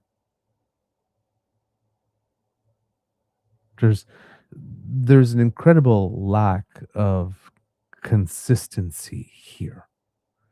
And plus, this is a project his party championed about a decade ago. And now it's happening. And the only reason that he's against it is because liberals proposed it. And of course, later in the question and answer period, he tried to release it to the Cowichan decision in British Columbia. Because conservatives are really, really big about land rights. Except if you're Indigenous. But they're really big on land rights. I don't understand this thing. Him taking this position. We have to boost the economy. We have to have some big scale projects. His complaints about the start of the project, that was, I believe, the 2029-2030 start date, which now it looks like it's going to maybe be more 2030 than 2029, but it was like 2029 or 2030 was the start date that was given to us. So we're still in the 2030. I believe that announcement was them boosting up the start date by 2 years. Because they were going to focus on doing the Ottawa-Montreal connection first. So they could start earlier. Pierre doesn't mention that part. So yeah, apparently he already knows that it's a boondoggle. He already knows that it's not going to work. Not everybody's going to get to use it, so that sucks.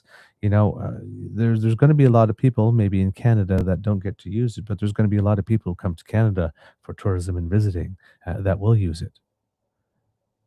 And that will bring a lot of money into the country, and that's money that gets spread all across the country.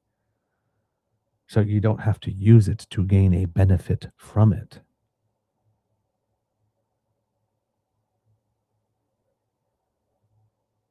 And there's a lot more people that would travel by train once it is open rather than by plane. There's a lot of plane travel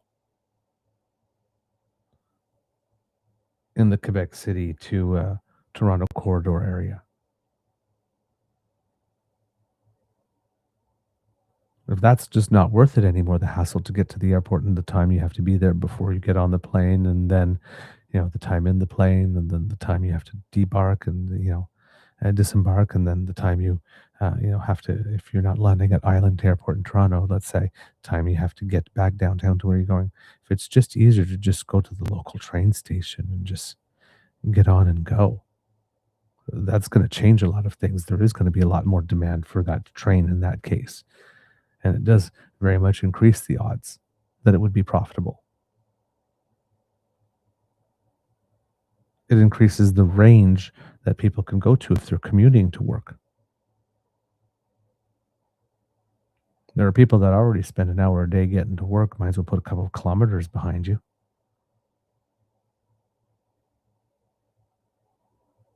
Right? It makes it easier for family to visit each other, for friends to visit each other, to have more face-to-face interactions.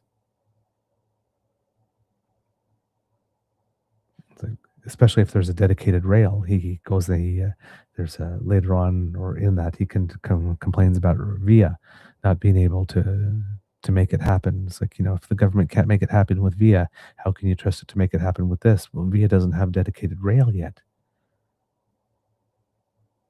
If VIA had dedicated rail, which is something we would have to do even if we weren't doing this,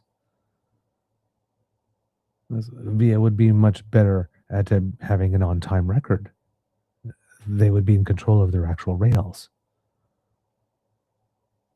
So everything that he's pretty much used to poo-poo over this is not specifically doesn't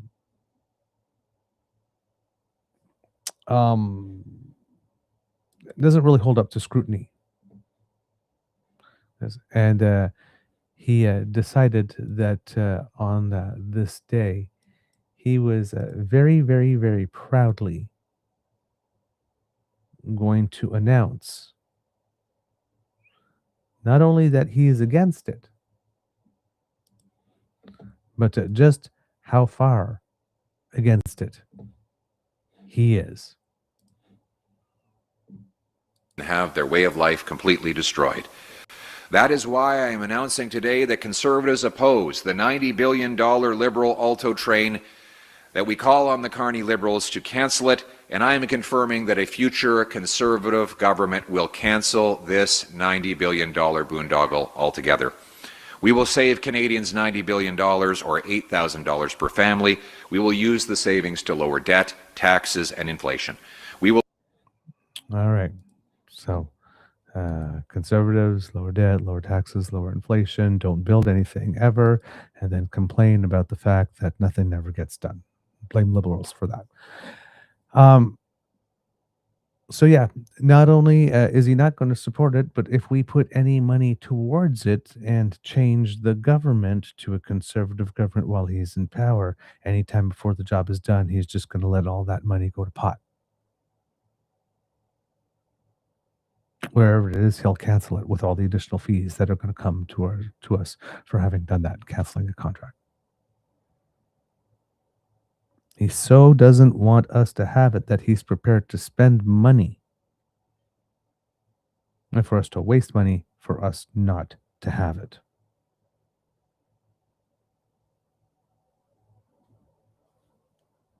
Tells you a lot about a man's priorities, doesn't it, kids and cubs?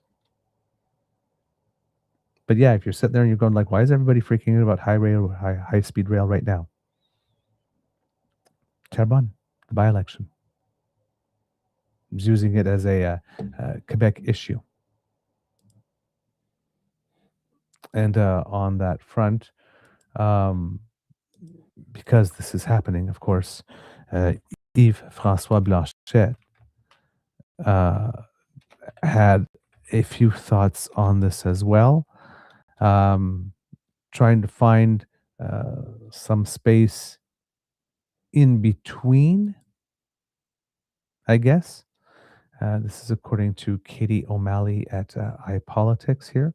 A day after the Conservatives called on the government to pull the plug on the proposed high-speed rail line between Toronto and Quebec City, which he described as a $90 billion Liberal boondoggle, Bloc Québécois leader Yves-François Blanchet is set to outline his party's ongoing concerns over the Alto project. Okay, well, yes.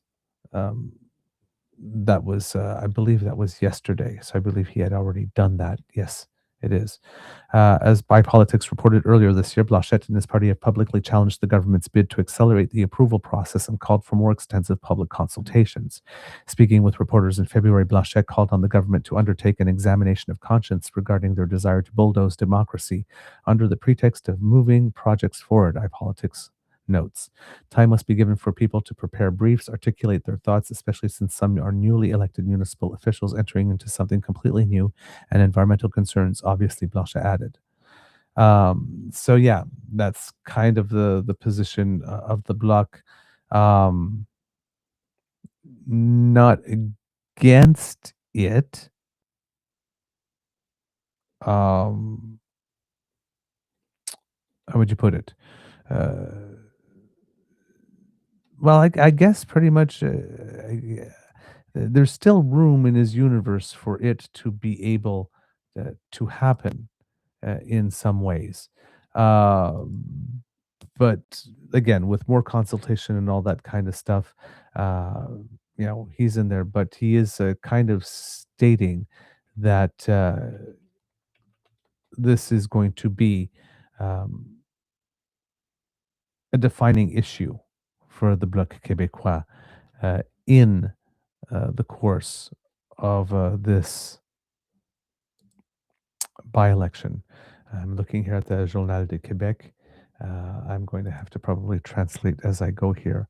The Bloc Québécois is accusing the Carney government of acting in an authoritarian manner in order to bring to term the high-speed Alto train project, which must cross the riding of Terrebonne. See, the plan is even going right through the riding, where the issue is at the heart of the debates in question as the by-election approaches on the 13th of April. After Pierre Poilievre yesterday, François Blanchet seized on the issue in order to put in place conditions for his party to support it. So the Conservatives are completely against it. François Blanchet says, if you want our support, here's what we need to have in order to get it. In Terrebonne, with his candidate Nathalie Saint-Clair-Desgagnés, the leader of the Bloc Québécois, showed up with a sign. Se présentait avec une affiche du corridor et des Sud. A sign with the corridor plan that's currently being studied by Alto with the word Terrebonne in all caps on it. It says, we are against straying or relenting, any straying or relenting that is authoritatively imposed on us, and that will affect singularly a important number of people and owners in Terrebonne, said the Bloc Québécois. The project borders the 1,000, let's see, avoisine les Québec et Peterborough. So yeah, that's basically the main issue here with regard to it. And of course, everything with the powers to expropriate land is also an issue here with regard to the Bloc Québécois. It says here in an interview with the Journal last week, Senator Claude Carignan accused Ottawa to have slid a poison pill into Bill C-15, accusing the federal government and Alto of being both judge and plaintiff in the case. And he says here that the powers of expropriation are summary, and the notices can be sent by email, and all of that is completely valid according to Bill C-15. The candidate Saint-Clair-Desgagnés has underlined that it's half of the riding that is directly affected by the project. The Bloc affirms that their support for the project is conditional on there being real public consultations, real agreements freely entered into with the owners of any property that needs to be expropriated, and an independent evaluation of the environmental impacts and of the global costs of the project. And of course, Pierre that called it a monstrosity.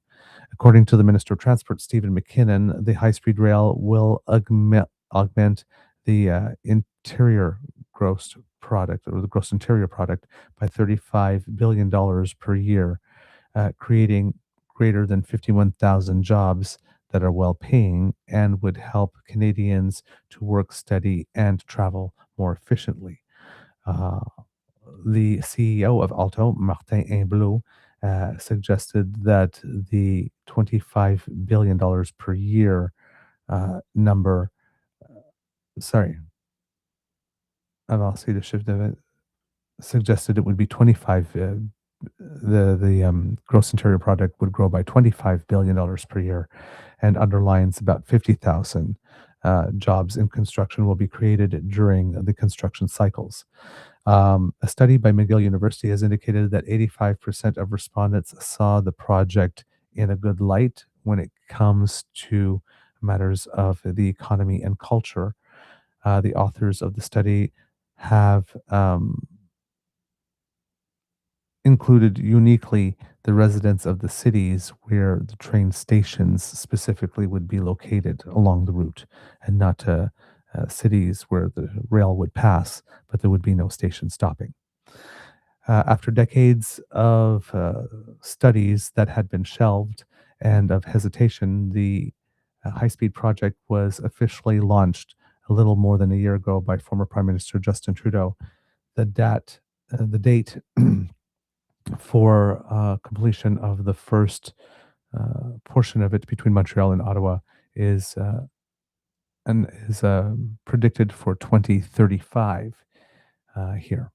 So we have 9 years difference. Pierre is in his press conference is maintaining that now it is 11 years away before we could be able to ride rather than 9.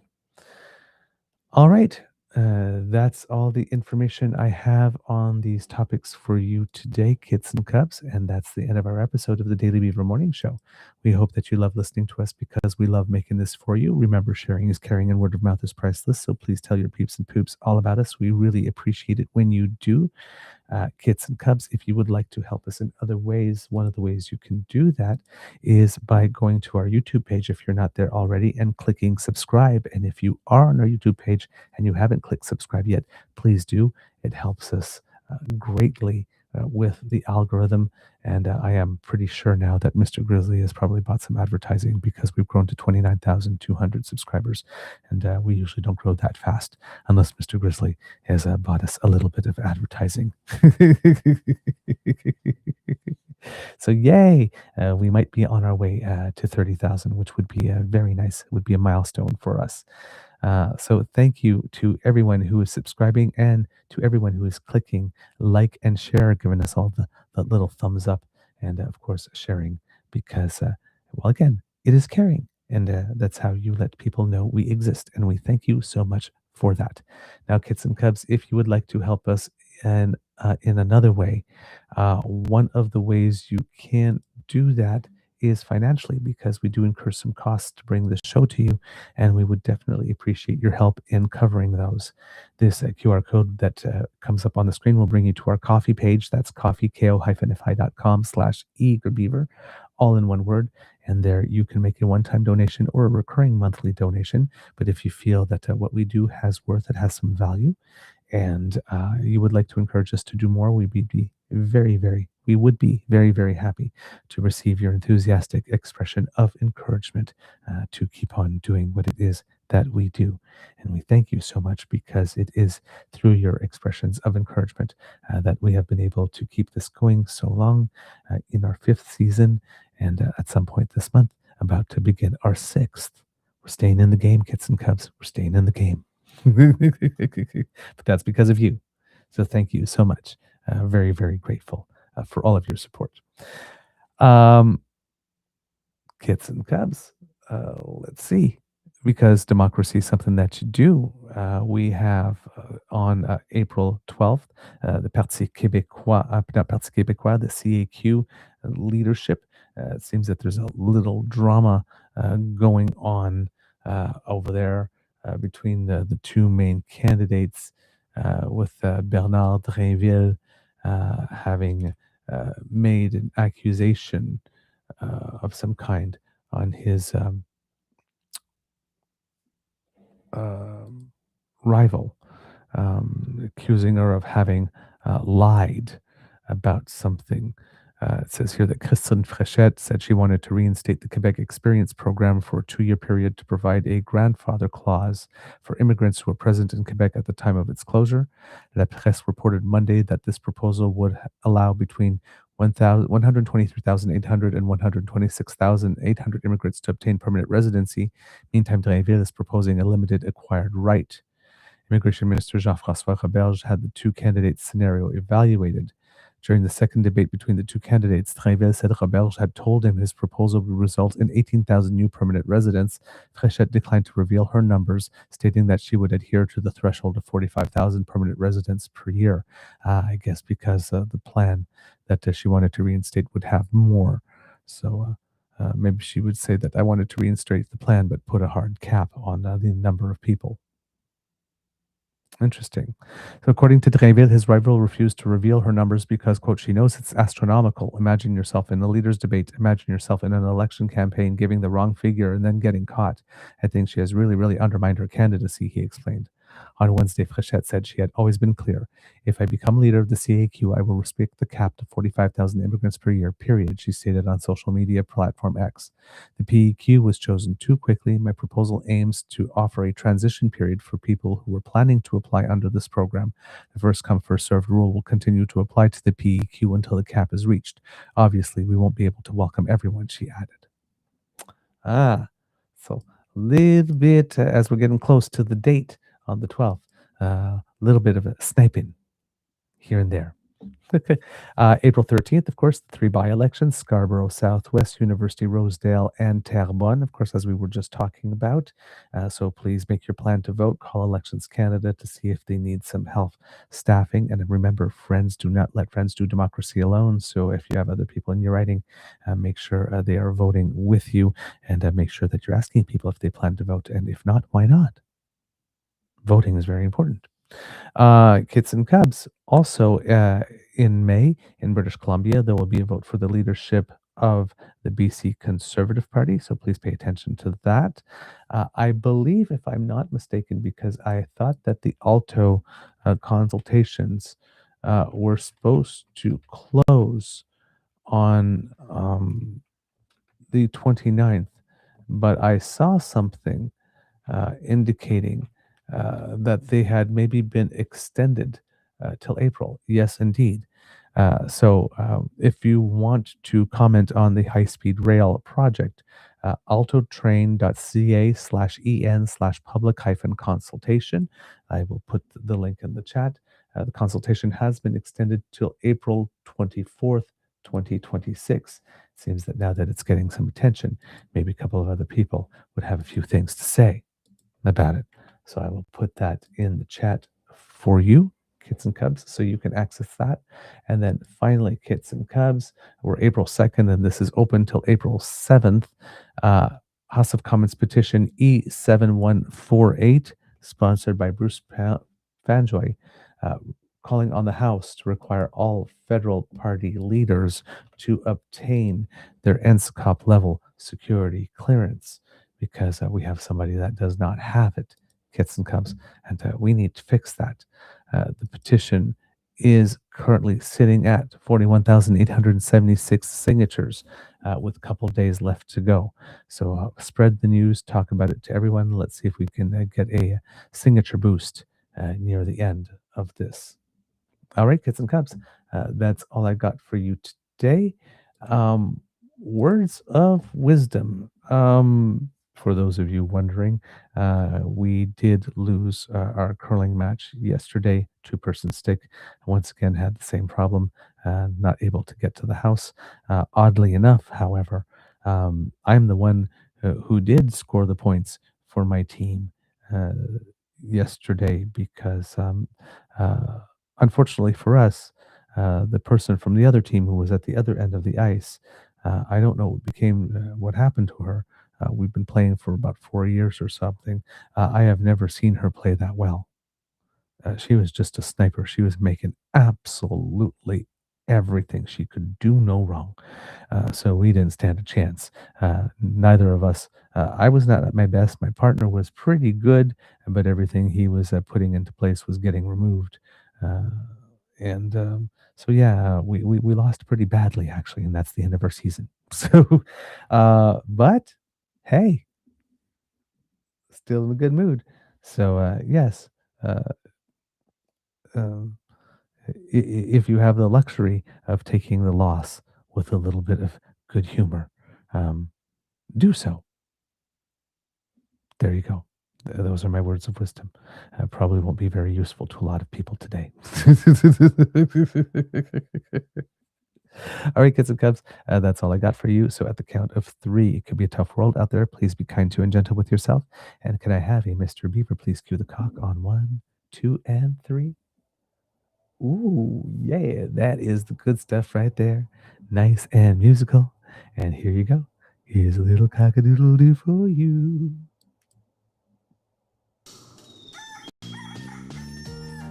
You are listening to a True North Eager Beaver Media Incorporated podcast. The True North Eager Beaver podcasts are proudly brought to you by our founding sponsors, the Misfit Mysteries from Corvid Moon Publishing, your source for science fiction, fantasy, and cozy mysteries featuring a broad diversity of characters, CanadianTarot.com, their uniquely Canadian online eclectic tarot community, and the Peppermaster, hot pepper sauces made from farm-fresh ingredients to thrill your taste buds and expand your mind. We are grateful to the Crier Media Network for its support, Pete Jarvis for our artwork, and Paul Joseph Something for our opening and closing sequence music.